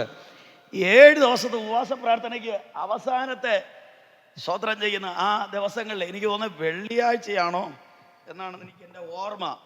അപ്പോൾ ശനിയാഴ്ച ഇവിടെ തിരുവനന്തപുരത്ത് പാറശാലയ്ക്ക് അടുത്ത് വേറൊരു മീറ്റിംഗ് പ്രസംഗിക്കണം. അപ്പം വെള്ളിയാഴ്ചയാണെന്നാണ് എൻ്റെ ഓർമ്മ. കൃത്യമായിട്ട് ആ ദിവസം ഓർമ്മയില്ല. അങ്ങനെ ഞാൻ ഒരു പകലും രാത്രിയിലും ഇവിടുന്ന് വെളുപ്പിനെ ഉള്ള മൂഴിയാർ ബസ്സിന്, പത്തനംതിട്ട മീറ്റിങ്ങിന് മിക്കവാറും 6 മണിക്കുള്ളൊരു മൂഴിയാർ ബസ്സുണ്ട് ട്രിവാൻഡ്രത്തുനിന്ന്. അത് കയറിയ കൃത്യസമയത്ത് മീറ്റിങ്ങിന് പ്രസംഗിക്കാൻ സമയം അവിടെ എത്തും. അങ്ങനെ മൂഴിയാർ ബസ്സിൽ കയറി. ഭയങ്കര മഴയാണ്. വെളുപ്പിനെ വീട്ടിൽ നിന്ന് ഒരു 4-4:30 ആ സമയത്തൊക്കെ റെഡിയായി പോകുമ്പോൾ ഭയങ്കര മഴ, കണ്ടുകൂടാ, ഒന്നും കാണാൻ പറ്റത്തില്ല. സ്തോത്രം ചെയ്യുന്നു. റെയിൻകോട്ടൊക്കെ ഇട്ട് ഹെൽമെറ്റൊക്കെ വെച്ചിട്ട് പോയിട്ടും വളരെ സൂക്ഷിച്ച് പോയില്ലെങ്കിലും ഫ്രണ്ടിൽ വരുന്ന വാഹനം കാണാൻ പറ്റത്തില്ല. അത്രയ്ക്ക് പെരുമഴയാണ്. സ്തോത്രം ചെയ്യുന്നു. പല അണക്കെട്ടിൽ അപ്പോഴും തന്നെ ഏകദേശം 10 ഡാമുകൾ എന്തോ തുറന്ന് വിട്ട് കഴിഞ്ഞു ഓൾറെഡി. ഈ ന്യൂസൊക്കെ രാത്രി കണ്ടിട്ടാണ് വെളുപ്പാമ്പുകാലത്ത് പ്രാർത്ഥിച്ചുകൊണ്ട് പോകുന്നത്. ഇപ്പം ബൈക്ക് കൊണ്ട് അവിടെ വെച്ച് കോട്ടൊക്കെ മാറ്റി ഈ വണ്ടിക്കകത്ത് കയറി ബൈക്ക് ഈ കവറിനകത്ത് റെയിൻകോട്ടൊക്കെ കയറ്റി അതൊക്കെ ബാഗിനകത്ത് കയറ്റി അങ്ങനെ പോവുകയാണ്. സ്തോത്രം ചെയ്യുന്നു. മീറ്റിങ്ങിൽ പ്രസംഗിച്ചു. രാത്രി ഏകദേശം 10:30 ആയപ്പം ഫുഡൊക്കെ കഴിച്ചിട്ട് അവിടുന്ന് മീറ്റിംഗ് അനുഗ്രഹമായിരുന്നു. ഒത്തിരി ദൈവമക്കൾ വന്നു. മഴയാണെങ്കിലും ആളുണ്ടായിരുന്നു. സ്തോത്രം. മീറ്റിംഗ് കഴിഞ്ഞപ്പോൾ ഇറങ്ങിയപ്പോൾ അവിടുത്തെ പാസ്റ്ററിൻ്റെ അടുത്ത് പറഞ്ഞു, ഭയങ്കര പെരുമഴയാണ് പാസ്റ്ററെ, ഈ പാതിരാത്രിക്ക് പാസ്റ്റർ പോണ്ട, നാളെ രാവിലെ പോകാം. ഞാൻ പറഞ്ഞു, പാസ്റ്ററെ ഒരു രക്ഷയില്ല, ഇന്ന് രാത്രി ഇപ്പം വെച്ച് പിടിച്ചാൽ ഏതെങ്കിലും വണ്ടി കിട്ടും. ലോങ് ഓടി വരുന്ന എരുമേലിയിൽ നിന്നോ കോട്ടയത്തു നിന്നോ പത്തനംതിട്ടയിൽ നിന്നൊക്കെ എടുക്കുന്ന ഏതെങ്കിലും വണ്ടി കിട്ടും. സ്തോത്രം ചെയ്യുന്നു. പിറ്റേ ദിവസം രാവിലെ കളിക്കുള്ള പ്രസംഗിക്കാനുള്ള പാറശാല പ്രസംഗിക്കാനുള്ളതാണ്, അതുകൊണ്ട് പോയേ പറ്റുള്ളൂ എന്ന് പറഞ്ഞു. സ്തോത്രം. എങ്കിൽ ഓക്കെ പാസ്റ്റർ, ഞാൻ എങ്ങനെയെങ്കിലും അവിടെ എത്തിക്കാമെന്ന് പറഞ്ഞ് ആ ചർച്ചിൽ ഒരു ഓട്ടോ ഓടിക്കുന്ന ഒരു അച്ചായനുണ്ട്, അദ്ദേഹത്തിൻ്റെ വണ്ടിയിൽ കയറ്റി എന്നെ വിട്ടു. 11:15 ഞങ്ങൾ കോന്നി ജംഗ്ഷനിലെത്തി. ഏകദേശം കടകളെല്ലാം അടച്ചു. ഭയങ്കര പെരുമഴയാണ്. ഒരു ഷോപ്പിംഗ് മാളിൻ്റെ ഫ്രണ്ടിൽ ഉള്ള സ്ഥലത്ത് കയറി നിന്നു ബസ് വരുമെന്ന്. 11:30 ഒരു സൂപ്പർ ഫാസ്റ്റ് ഉണ്ട്, അവർക്കറിയാവുന്ന തിരുവനന്തപുരത്തിനുണ്ട്. ആ സൂപ്പർ ഫാസ്റ്റ് ബസ് 11:15 11:30 11:45 ആ ബസ് വന്നില്ല. അപ്പോൾ എന്നെ കൊണ്ടുവിടാമെന്ന് അച്ചായൻ പറഞ്ഞു, പാസ്റ്റേ ഇനിയിപ്പം അങ്ങോട്ടൊക്കെ ഭയങ്കര വെള്ളപ്പൊക്കമോ മഴയൊക്കെ ആയതുകൊണ്ട് വണ്ടി വരാത്തതാണോ എന്ന് അറിഞ്ഞുകൂടാ. ഞാൻ പറഞ്ഞു, പാസ്റ്റേ അച്ഛാ വണ്ടി വരും, നമുക്ക് പ്രാർത്ഥിക്കാം. സ്തോത്രം ചെയ്യുന്നു. എല്ലാ ദിവസവും വരുന്നതിനേക്കാൾ അരമണിക്കൂർ ലേറ്റായി. ഏകദേശം 12:05 ഉള്ളപ്പം ആ സൂപ്പർ ഫാസ്റ്റ് ബസ് വന്നു. സ്തോത്രം ചെയ്യുന്നു. ഹല്ലേലൂയ. ആ മനുഷ്യൻ സ്തോത്രം ചെയ്യുന്നത് കാണാൻ പറ്റുമോ എന്ന് അറിഞ്ഞുകൂടാ. എന്തായിരുന്നാലും ലൈറ്റൊന്നുമില്ല, കറണ്ടൊന്നും ഇല്ലാത്ത സമയമാണ്, ഫുള്ളെല്ലാം പോയി കിടക്കുകയാണ്. സ്തോത്രം. അപ്പം നിങ്ങളൊന്ന് ഇമാജിൻ ചെയ്ത് നോക്കണം, അന്നത്തെ മഴക്കാലം നിങ്ങളൊന്ന് ഇമാജിൻ ചെയ്ത് നോക്കിയാൽ ഞാൻ ഈ പറഞ്ഞ മനസ്സിലാവും. ആ മനുഷ്യൻ കൈ കാണിച്ചപ്പോൾ ആ ഡ്രൈവർ ഭാഗ്യത്തിന് ചവിട്ടി, ഞാനത് ചാടി കയറി സ്തോത്രം പറഞ്ഞുകൊണ്ട് വണ്ടി കയറി. ഹല്ലേലൂയ. അങ്ങനെ സ്തോത്രം ചെയ്യുന്നു. ഞാൻ ട്രിവാൻഡ്രത്ത് ഏകദേശം വെളുപ്പിനെ എൻ്റെ ഓർമ്മ 2:30-3 മണി സമയത്ത് ആണെന്ന് തോന്നും, 3 മണിയൊക്കെ കഴിഞ്ഞു ഞാൻ എത്തി. സ്തോത്രം. അപ്പോൾ ഞാൻ തിരുവനന്തപുരത്ത് ബസ് സ്റ്റാൻഡിൽ വന്നിറങ്ങുമ്പോൾ എൻ്റെ മുട്ട് വരെ വെള്ളമാണ്. സ്തോത്രം. ഹല്ലേലൂയ. നമ്മുടെ തമ്പാനൂരിൻ്റെ സ്ഥിതിയൊക്കെ എല്ലാവർക്കും അറിയാം. നിങ്ങളുടെ ഇരിപ്പോണ്ടിട്ട് നിങ്ങൾ തിരുവനന്തപുരത്താരല്ലെന്ന് തോന്നും. സ്തോത്രം. ഹല്ലേലൂയ. നിങ്ങൾ വെള്ളവും കണ്ടിട്ടില്ല, മഴയും കണ്ടിട്ടില്ല. കരമുയർത്തി ഹല്ലേലൂയ പറഞ്ഞാട്ട്. സ്തോത്രം. ഹല്ലേലൂയ. അപ്പോൾ ഏകദേശം മുട്ടുവരെ വെള്ളമുണ്ട്. ഞാൻ സ്തോത്രം ചെയ്യുന്നു. ആ കെട്ടിടത്തിനകത്ത് കയറി എൻ്റെ റെയിൻകോട്ടെല്ലാം വലിച്ചു കയറ്റിയിട്ട് ബാഗ് അതിനകത്താക്കി സ്തോത്രം ചെയ്യുന്നു. ഹല്ലേലൂയ. നേരെ തമ്പാനൂര് റെയിൽവേ സ്റ്റേഷൻ്റെ പാർക്കിംഗ് ഏരിയയിൽ പോകുമ്പോൾ എൻ്റെ ബൈക്കിൻ്റെ ഈ എൻജിൻ ഭാഗം വരെ വെള്ളത്തിനകത്ത് നിൽക്കുകയാണ്. സ്തോത്രം. ഹല്ലേലൂയ. എനിക്ക് എൻ്റെ അടുത്ത ചിന്ത, ഈ വണ്ടി സ്റ്റാർട്ടാവുമോ? സ്തോത്രം ചെയ്യുന്നു. ഹല്ലേലൂയ. ഞാൻ ഒരു ഭാഗത്ത് അവിടെ പൈസയും കൊടുത്ത്, പാർക്കിംഗ് ഏരിയയിൽ പൈസയും കൊടുത്ത് ഈ വണ്ടി അവിടെ നിന്ന് തള്ളി ഞാൻ റെയിൽവേ സ്റ്റേഷൻ്റെ ഫ്രണ്ടിൽ കൊണ്ടുവന്ന് വെള്ളം ഇച്ചിരി കുറവുള്ള ഭാഗത്തെത്തി, സൈലൻസർ മുങ്ങാത്ത ഭാഗം വരെ എത്തിയിട്ട് സ്തോത്രം ചെയ്യുന്നു. ഹല്ലേലൂയ. പ്രാർത്ഥിച്ചുകൊണ്ടൊന്ന് സ്റ്റാർട്ടാക്കി. ദൈവകൃപയാൽ വണ്ടി സ്റ്റാർട്ടായി. ഹല്ലേലൂയ. ഞാൻ തിരിച്ച് ആ വണ്ടിയിൽ കയറി വരുമ്പം സ്തോത്രം, പണ്ടൊക്കെ സാധാരണ മീറ്റിംഗ് കഴിഞ്ഞ് രാത്രി വരുമ്പം ഏതെങ്കിലും സ്തോത്രം കുറേ പട്ടികളെങ്കിലും റോഡിൽ കാണും. ഇതാണെങ്കിൽ ആ പെരുമഴയത്ത് സ്തോത്രം ചെയ്യുന്നു ഒരു പട്ടികൾ പോലും റോഡിലില്ല. സ്തോത്രം. ഞാനുമുണ്ട്, എൻ്റെ വണ്ടിയുണ്ട്, എൻ്റെ കർത്താവുമുണ്ട് കൂടെ. സ്തോത്രം ചെയ്യുന്നു. ഏകദേശം 3:30 മണിക്ക് ഞാൻ സ്തോത്രം വഴുതയ്ക്കാട് നിന്ന് നേരെ ജഗതിയിലെത്തി. ജഗതിയിൽ നിന്ന് പൂജപ്പുരയ്ക്ക് വരുമ്പോൾ നിങ്ങൾക്കറിയാം, ജഗതി സിഗ്നൽ കഴിഞ്ഞിട്ട് ജഗതിയിൽ നിന്ന് നമ്മൾ പൂജപ്പുരയിലോട്ട് വരുമ്പോൾ ഒരു വലിയ പാലമുണ്ട്. സ്തോത്രം. അവിടെ നമ്മുടെ ഇവിടുന്നൊക്കെ പോകുന്ന ആറാണ് നേരെ കരമനയാറിൽ ചെന്ന് ചേർന്ന ആ ആറ്. ആ ജഗതി പാലം ഞാൻ ചരിത്രത്തിൽ സ്തോത്രം ചെയ്യുന്നു. ഹല്ലേലൂയ. ആദ്യമായിട്ടാണ്. കഴിഞ്ഞ ദിവസം പോകുമ്പോഴും അതേ വഴിയെ വണ്ടി ഓടിച്ചു പോയ ഞാൻ സ്തോത്രം ചെയ്യുന്നു. അപ്പോഴും ഇത്രയും വെള്ളമില്ല. ഞാൻ നോക്കുമ്പോൾ ആ കരമനയാറ് ഈ പാലത്തിൻ്റെ മുകളിൽ കൂടെ ഒഴുകുകയാണ്. എനിക്ക് ദൂരെ നിന്ന് കാണാൻ പറ്റുന്നത് ഈ അരണ്ട വെളിച്ചത്തിൽ 2 സ്തോത്രം ചെയ്യുന്നു സൈഡിലുള്ള ഈ സപ്പോർട്ടായിട്ട് വെച്ചിരിക്കുന്ന ആ കോൺക്രീറ്റ് നിങ്ങൾ ഇനി എപ്പോഴെങ്കിലും പോകുമ്പം നിങ്ങൾ ശ്രദ്ധിച്ചാൽ നിങ്ങൾക്ക് ഓർമ്മ വരും ഇത് അവിടെ എത്തുമ്പോൾ. സ്തോത്രം. അല്ലെങ്കിൽ ഇത് മാത്രമേ എനിക്ക് കാണാൻ പറ്റുള്ളൂ. പക്ഷേ ഈ ഒഴുക്ക് എന്നെ വല്ലാത്ത ഭയപ്പെടുത്തി. എനിക്കറിയാം ഒന്നുകിൽ സ്തോത്രം ചെയ്യുന്ന അടിച്ചെടുത്ത് ഇത് അവിടെ കൊണ്ട് തള്ളും. സ്തോത്രം ചെയ്യുന്നു. അപ്പുറത്ത് പോയാൽ പിന്നെ മിച്ച പോലും കിട്ടില്ല. ഒരു മനുഷ്യൻ അറിയില്ല ഈ മനുഷ്യൻ രാത്രിയിൽ വെള്ളത്തിൽ പോയത്. സ്തോത്രം ചെയ്യുന്നു. അല്ലേ ലൂയ. എനിക്ക് പോവാതിരിക്കാനും പറ്റൂല. സ്തോത്രം ചെയ്യുന്നു. അല്ലേ ലൂയ. എനിക്ക് തോന്നുന്നു ഏകദേശം ആ പാലത്തിൽ നിന്ന് ഒരു 1.5 അടി പൊക്കത്തിലെങ്കിലും വെള്ളം കരകവിഞ്ഞ് നല്ല ഫ്ലോയിൽ ഒഴുകുന്ന സമയമാണ്. സ്തോത്രം. എൻ്റെ വണ്ടി ഒന്ന് പാളി, പക്ഷേ ഉടയ തമ്പുരാൻ എന്നെ മുങ്ങി ചാവാൻ അനുവദിച്ചില്ല. സ്തോത്രം ചെയ്യുന്നു. അതുകൊണ്ട് 2018 വെള്ളപ്പൊക്കം ആര് മറന്നാലും ഞാൻ മറക്കൂല. സ്തോത്രം ചെയ്യുന്നു. ഹല്ലേലൂയ. ഒരു വലിയ ദുരത്തിൽ നിന്ന് എന്നെ വിടുവിച്ചു. ഏകദേശം 4:30 മണിയായപ്പം ഞാൻ കടുക്കാമൂടിലെത്തുമ്പോൾ പേയാടൊക്കെ എത്തുമ്പോഴത്തേക്ക് ഒട്ടും വെട്ടമൊന്നുമില്ല. ആകെ ഭയങ്കര മഴയും സ്തോത്രം ചെയ്യുന്നു കൊല്ലിയാനും ഇടിയും മിന്നലും മാത്രമേ ഉള്ളൂ. കറണ്ടൊന്നുമില്ല. കറണ്ടൊക്കെ തലേദിവസമോ അതിന് മുമ്പ് കണ്ട് പോയതാ. സ്തോത്രം ചെയ്യുന്നു. ഞാൻ വീട്ടിൽ വരുമ്പോൾ കണ്ട കാഴ്ച ഒരു മെഴുകുതിരി വെട്ടത്തിൽ എൻ്റെ ഭാര്യ ഇരുന്ന് ദൈവസേനയിൽ പ്രാർത്ഥിക്കുന്നതാണ് ഞാൻ കണ്ടത്. ഞാൻ ഒരു കാര്യം ആത്മാവിൽ പറയാം, അന്ന് ചാകാതിരുന്നത് തമ്പുരാൻ്റെ കരുണയും 2 പ്രാർത്ഥനയുടെ വിലയുമാണ്. ഇന്ന് പകലിൽ ഞാൻ ആത്മാവ് നിറവിൽ വിളിച്ചു പറയാം, ആരാണ്ടൊക്കെ നിനക്ക് വേണ്ടി കരഞ്ഞതുകൊണ്ടാ, ആരൊക്കെയോ ഇതേപോലെ രാത്രി മെഴുകുതിരിയും കത്തിച്ചു വെച്ച് നിലവിളിച്ചത് കൊണ്ടാണ് നീയും നിന്റെ തലമുറയും നശിച്ചു പോകാതെ ഭൂമിയുടെ പരപ്പിൽ ഇന്ന് ജീവനോടിരിക്കുന്നത്. ഒരു നല്ല സ്വത്രം പറഞ്ഞിട്ട് പോ.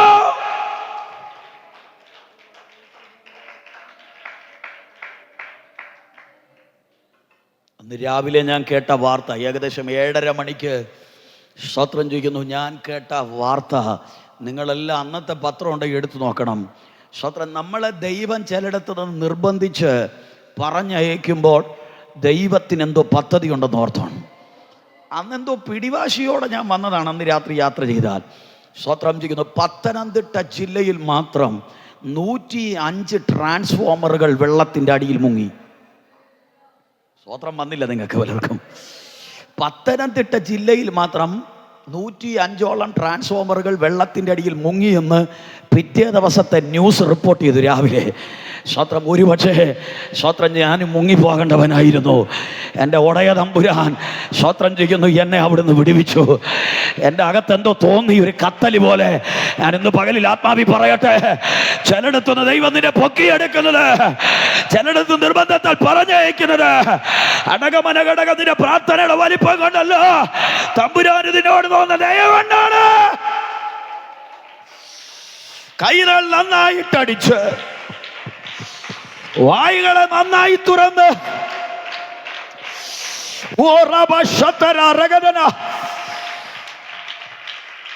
മരണം മരണം മരണം മാത്രം മുമ്പിൽ കണ്ട് പലതിന്റെ ജീവനെ അപകരിച്ച് കളയാ പൈശാചിക മണ്ഡലങ്ങൾ ചിലർക്കെതിരെ രേഖ എഴുതുമ്പോൾ പരിശുദ്ധാത്മാവ് ആലോചന പറയുന്നു, നിന്നെ വിടുവിച്ചൊരു പ്രാണനെ വിടുവിച്ചൊരു ദൈവത്തിന്റെ കരമുണ്ട്. അവന്റെ കുടുംബത്തെയും അവന്റെ തലമുറയെയും ഓർത്തവൻ ഇന്ന് പകരം നിന്നെ എന്നെ ഓർക്കുന്നുണ്ട്. സ്തോത്രം ചെയ്യുന്നു. അതുകൊണ്ടാണ് സ്തോത്രം ചെയ്യുന്നു മഴയെ ദൈവം നിർത്തൽ ചെയ്തത്. ആകാശത്തിന്റെ കിളിവാതിലിനെയും ആഴിയുടെ ഉറവയും ദൈവം അടച്ചത്. 601 വയസ്സിലാണ് നോഹ പെട്ടകത്തിൽ നിന്ന് അരാറാത്ത് പർവ്വതത്തിന്റെ താഴ്വരകളിലേക്ക് തൻ്റെ കാലുകൾ എടുത്തു വയ്ക്കുന്നത്. സ്തോത്രം ചെയ്യുന്നു. ഹല്ലേലൂയ. സ്തോത്രം ചെയ്യുന്നു. അവിടെ തിരുവചനത്തിൽ നമ്മൾ വായിക്കുന്നത് എങ്ങനെയാണ്?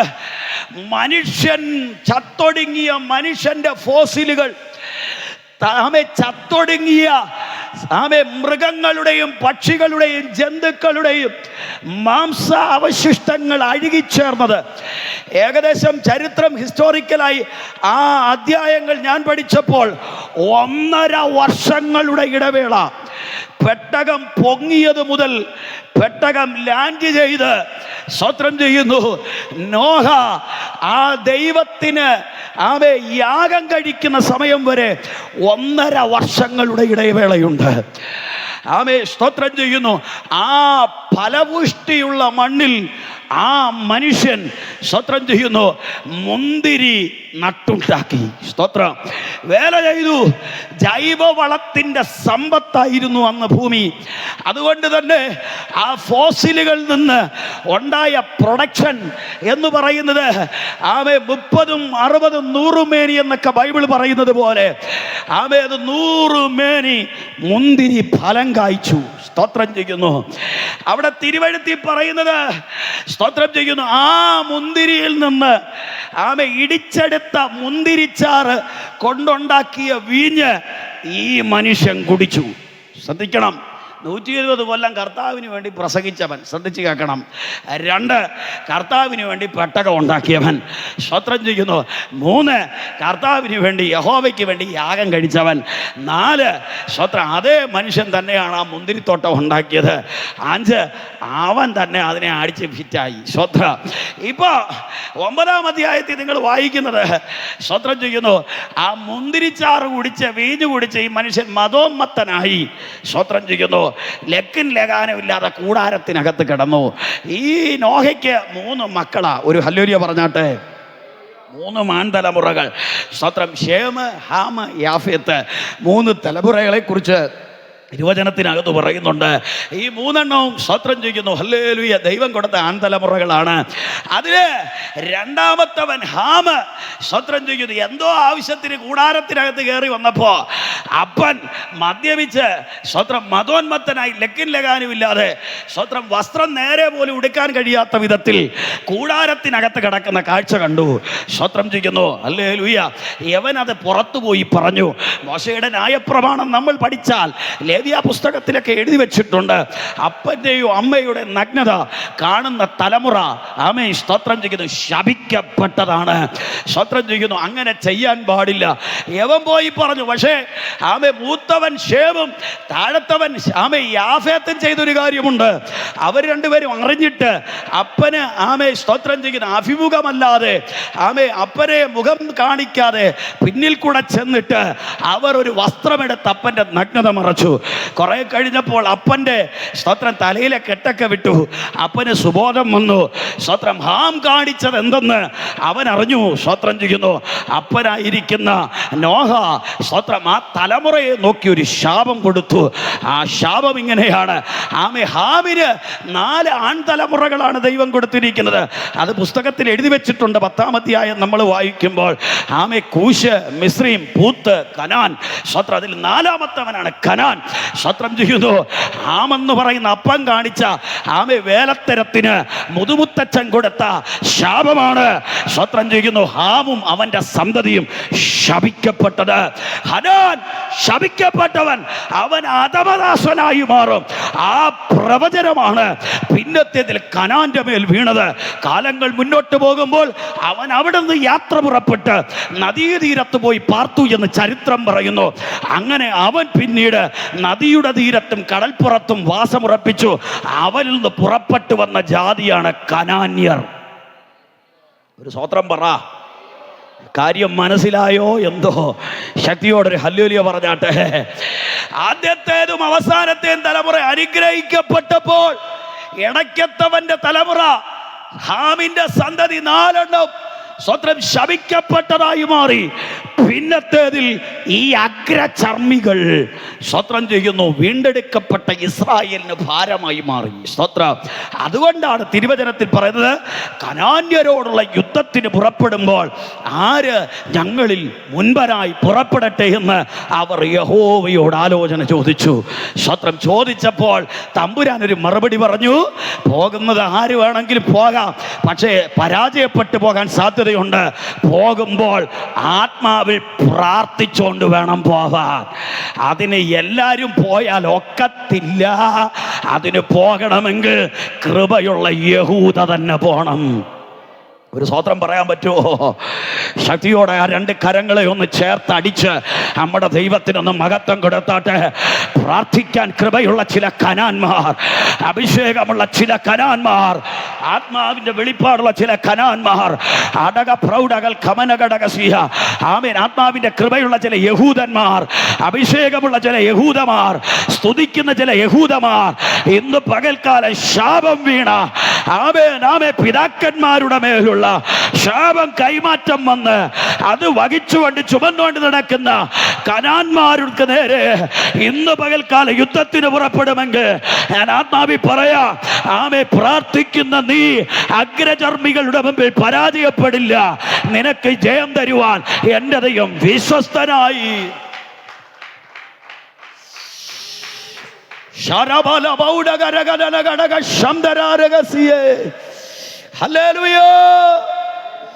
കനാൻ ശപിക്കപ്പെട്ടവനാണ്, അവൻ അധമദാസനായി മാറും. നിങ്ങൾക്ക് അവിടെ ഒരു ചോദ്യം ഉണ്ടാകാം, ഹാം ചെയ്തത് എന്തുകൊണ്ട് അവൻ്റെ 4ാമത്തെ തലമുറയുടെ മേൽ വന്നത്? പുസ്തകം നമ്മൾ പഠിച്ചു കഴിഞ്ഞാൽ എഴുതി വച്ചിട്ടുണ്ട്, സ്വത്രം പിതാക്കന്മാർ നല്ലത് ചെയ്താൽ തലമുറയുടെ മേൽ അനുഗ്രഹം വരും. വല്ലതും പിടികിട്ടുന്നുണ്ടോ? സ്തോത്രം ചെയ്യുന്നു. ഹല്ലേലൂയ. പിതാക്കന്മാർ സ്തോത്രം ചെയ്യുന്നു വഷളത്വം പ്രവർത്തിച്ചാൽ സ്തോത്രം അതിൻ്റെ തിക്ത അനുഭവവും ശാപവും അനുഭവിക്കേണ്ട വരുന്നത് തലമുറയാണ്. 4ാം തലമുറ വരെ വരുമെന്നാണ് പുസ്തകം പറയുന്നത്. സ്തോത്രം ചെയ്യുന്നു. ദൈവത്തോട് അടുത്ത് നിന്നാൽ അവൻ്റെ അനുഗ്രഹം 1000 തലമുറ വരെ നീണ്ടു നിൽക്കും. ഒരു ഹല്ലേലൂയ പറയാവോ? അതുകൊണ്ട് ഞാനൊരു കാര്യം ആത്മാവി പറയാം, അറിഞ്ഞുകൊണ്ടോ അറിയാതെയോ ദൈവഭക്തന്മാരെ വേദനിപ്പിക്കരുത്. ദൈവസഭയെക്കുറിച്ച് ദൂഷണം പറയരുത്. സ്തോത്രം ചെയ്യുന്ന കാണുമ്പോൾ ഒരു ഭാഗവും കാണാത്തപ്പം വേറൊരു ഭാഗവും കാണിക്കരുത്. സ്തോത്രം ചെയ്യുന്നത് കാണുമ്പോൾ എൻ്റെ പാസ്റ്ററെ പോലെ സുന്ദരൻ സുമുഖൻ സ്തോത്ര സുശീലം വേറെ ആരുമില്ലെന്ന് പറയും. പുറത്തിറങ്ങിയിട്ട് വായി തോന്നിയത് മുഴുവൻ പറയരുത്. കാണുന്നൊരു ഒടയമൻ ഉയരത്തിലുണ്ട്. ഇവിടെ ആരും കണ്ടില്ലെങ്കിലും കേട്ടില്ലെങ്കിലും ഒടയ തമ്പുരാൻ ഉയരത്തിൽ നിന്ന് സകലതും വീക്ഷിക്കുന്നുണ്ട്. ഇന്ന് പകൽക്കാലം അഗ്നിജ്വാലയ്ക്കൊത്ത കണ്ണുള്ളവൻ ഈ പകലിൽ ഇതിന്റെ നടുവിൽ ഉലാവുന്നത് ഞാൻ ആത്മമണ്ഡലത്തിൽ കാണുകയാണ്. അടകമനഘടകസി അന്തരാജര ഹാമിന്റെ ശാപം കനാന്റെ മേൽ വീണതുപോലെ നിന്റെ മേലും നിന്റെ സന്തതിയുടെ മേലും ശാപം വീഴരുത്. ഹല്ലേലൂയ. ഒരു കാര്യം കൂടെ പറഞ്ഞ് ഈ പകൽ സെക്ഷൻ അവസാനിപ്പിക്കാം, ബാക്കി ഞാൻ രാത്രി പറയാം. കരമുയർത്തി സന്തോഷമുള്ളൊരു ഹല്ലേലൂയ പറഞ്ഞാട്ടെ. സ്തോത്രം ചെയ്യുന്നത് അധികമായാലും അമൃതം വിഷയം എന്ന് പറഞ്ഞ് കേട്ടിട്ടില്ലേ? സ്തോത്രം. ഒറ്റ കാര്യം കൂടെ പറയാം. സ്തോത്രം. അത് പറയുമ്പോൾ ഒരു പാർട്ട് കംപ്ലീറ്റ് ആവും, ബാക്കി ഞാൻ രാത്രി പറയാം. സന്തോഷമുള്ളൊരു ഹല്ലേലൂയ പറഞ്ഞാട്ടെ. സ്തോത്രം. ഈ പുസ്തകം ആരംഭിക്കുന്നത് സന്തോഷത്തോടെയാ. ഏത്? ന്യായാധിപന്മാരുടെ പുസ്തകം ആരംഭിക്കുന്നത് സന്തോഷത്തോടെയാ. കാരണം സ്തോത്രം ചെയ്യുന്നു, അവർ ഐക്യതയോടെ പ്രാർത്ഥിച്ചു. കരമുയർത്തി ആമേൻ പറഞ്ഞാട്ടെ. സ്തോത്രം ചെയ്യുന്നു. ഹല്ലേലൂയ. ഇവരുടെ തുടക്കം നല്ലതായിരുന്നു, പക്ഷേ ഇവരുടെ ഒടുക്കം നല്ലതല്ലായിരുന്നു. ന്യായാധിപന്മാരുടെ പുസ്തകം 21-25 വായിച്ചേ. അവസാന അധ്യായം അവസാന വാക്യം വായിച്ചു. ആ കാലത്ത് ഇസ്രായേലിൽ രാജാവില്ലായിരുന്നു, ഓരോരുത്തൻ തനിക്ക് ബോധിച്ചതുപോലെ നടന്നു. ഒരു സ്തോത്രം പറഞ്ഞാട്ടെ. കിട്ടിയോ? കിട്ടിയില്ലല്ലേ? ചിലർക്ക് കിട്ടിയില്ല. ന്യായാധിപന്മാർ 21-25 വായിച്ചത്, അവസാന അധ്യായം അവസാനത്തെ വാക്യം. ഈ കാരണം കൊണ്ട് വേദപണ്ഡിതാക്കന്മാർ പറയുന്ന ന്യായാധിപന്മാരുടെ പുസ്തകം ഒരു പരാജയത്തിൻ്റെ പുസ്തകമെന്നാണ്. എന്താ കാരണമെന്ന് ചോദിച്ചാൽ ഈ 2 റീസണാണ്. തുടക്കം കൊള്ളാം, ഒടുക്കം കൊള്ളൂല. സ്വത്രം. തുടക്കം എങ്ങനെയാ? ഭയങ്കര കയ്യടി, ഭയങ്കര അന്യഭാഷ, ഭയങ്കര പ്രാർത്ഥന, ഭയങ്കര പ്രവചനം. സ്തോത്രം. ഒറ്റ യോഗം മുടക്കൂല. സ്തോത്രം പറഞ്ഞില്ല പലരും. ഇവിടെ ഉണ്ടോ? നിന്നെ കൊല്ലി ഞാനും ചാവെന്നും പറഞ്ഞ് ആരാധിക്കുന്നു. കോട്ടയത്തൊരു അമ്മച്ചി ഉണ്ടായിരുന്നു, പായിടറി എനിക്ക് തുള്ളൽ വരുന്നെന്നൊക്കെ പറയുമായിരുന്നു. സ്തോത്രം ചെയ്യുന്നു. അങ്ങനെ പാ കാണുന്നതിന് മുമ്പ് തുള്ളുന്ന പുള്ളികളായിരുന്നു. ഇപ്പം പാ കണ്ടാലും തുള്ളൂല്ല, പാസ്റ്ററുടെ ചങ്ക് പറഞ്ഞാലും തുള്ളലില്ല. സ്തോത്രം പോയി. സ്തോത്രം. സ്തോത്രം. സ്തോത്രം. സ്തോത്രം. ഇറങ്ങിയപ്പോൾ ഉള്ള തീഷ്ണത, ഇറങ്ങിയപ്പോൾ ഉള്ള ആവേശം, ഇറങ്ങിയപ്പോൾ ഉള്ള പ്രാർത്ഥന, ഇറങ്ങിയപ്പോൾ ഉള്ള ആരാധന, ഇറങ്ങിയപ്പോൾ ഉള്ള ഉപവാസവും അഭിഷേകവും ദൈവകൃപയും ഇന്ന് നിനക്കുണ്ടോ? ഇല്ല എങ്കിൽ അവിടെ പറയുന്നത് അവനവന് ബോധിച്ചതുപോലെ നടന്നു. കാരണം 13 പേര് ഭരിച്ചിട്ടും അവസാനം പറയുകയാണ്, ആ കാലഘട്ടത്തിൽ ഇസ്രായേലിൽ രാജാവില്ല. ഓരോരുത്തൻ തനിക്ക് ബോധിച്ചതുപോലെ നടന്നു. ഒരു സ്വത്രം പറഞ്ഞാട്ടെ. ബൈജുപാസ് ഇവിടെ ഇല്ലെങ്കിലും അനുഗ്രഹീതരായ ദൈവഭക്തന്മാരെ ഇവിടെ നടത്തിപ്പിനായിട്ട് ഏൽപ്പിച്ചിട്ടാണ് പോയിരിക്കുന്നത്. സ്തോത്രം ചെയ്യുന്നു. ഹല്ലേലൂയ. ബൈജുപാസ് പറഞ്ഞാലേ ഞങ്ങൾ അനുസരിക്കൂ എന്ന് നിങ്ങൾ ചിന്തിക്കരുത്. സ്തോത്രം ചെയ്യുന്നു. ഹല്ലേലൂയ.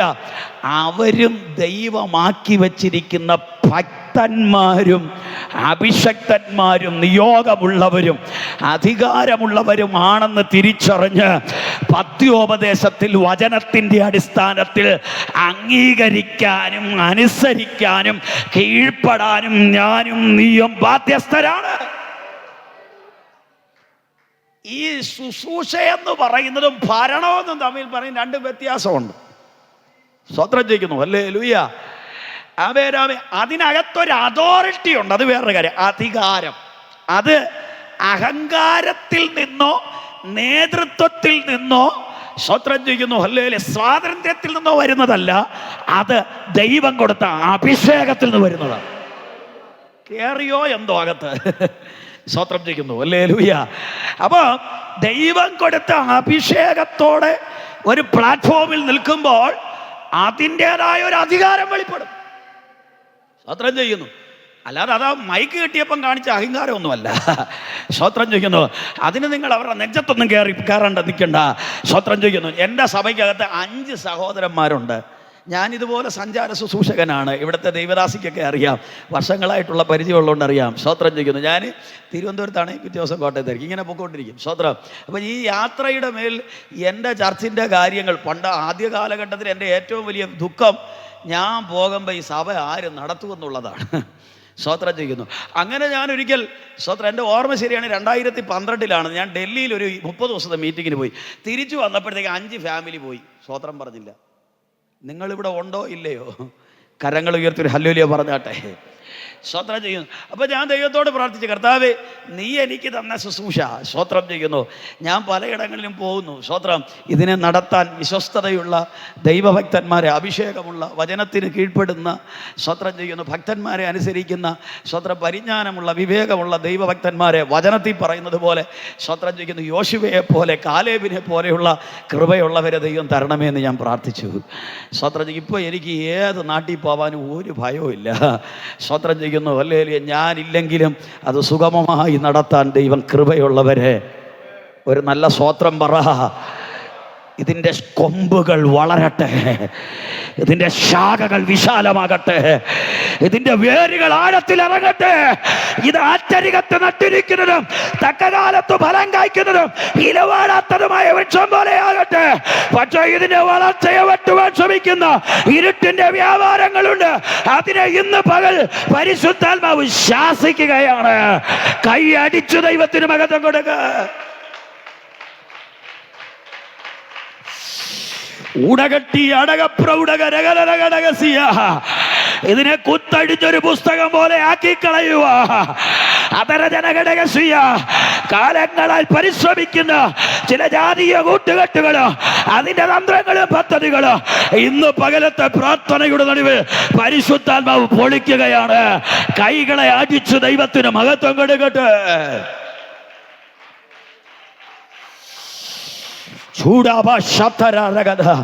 നമ്മുടെ തുടക്കത്തെക്കാൾ നമ്മുടെ ഒടുക്കം നന്നായിരിക്കണം.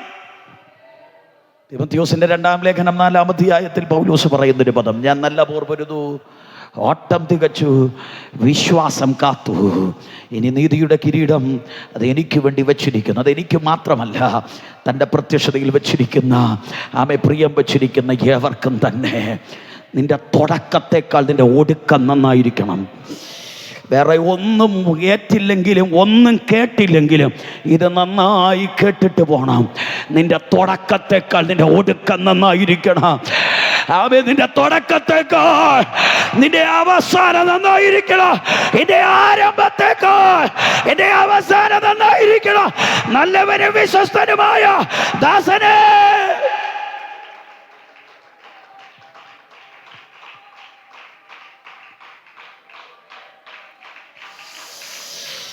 പിന്നെ ശമൂവേൽ മിസ്പയ്ക്കും ശേരിനും മധ്യേ ഒരു കല്ലെടുത്ത് നാട്ടി. ഇത്രത്തോളം യഹോവ സഹായിച്ചു എന്ന് പറഞ്ഞ് അതിന് എബനേസർ എന്ന് പേരിട്ടു. എല്ലാ കണ്ണുകളെയും മൂടാം, ബൈബിളുകൾ അടയ്ക്കാം, ഒരു നിമിഷം പ്രാർത്ഥനയോടെ ഇരിക്കുന്ന ഇരിപ്പിടം വിട്ട് എഴുന്നേറ്റ് നിൽക്കാം.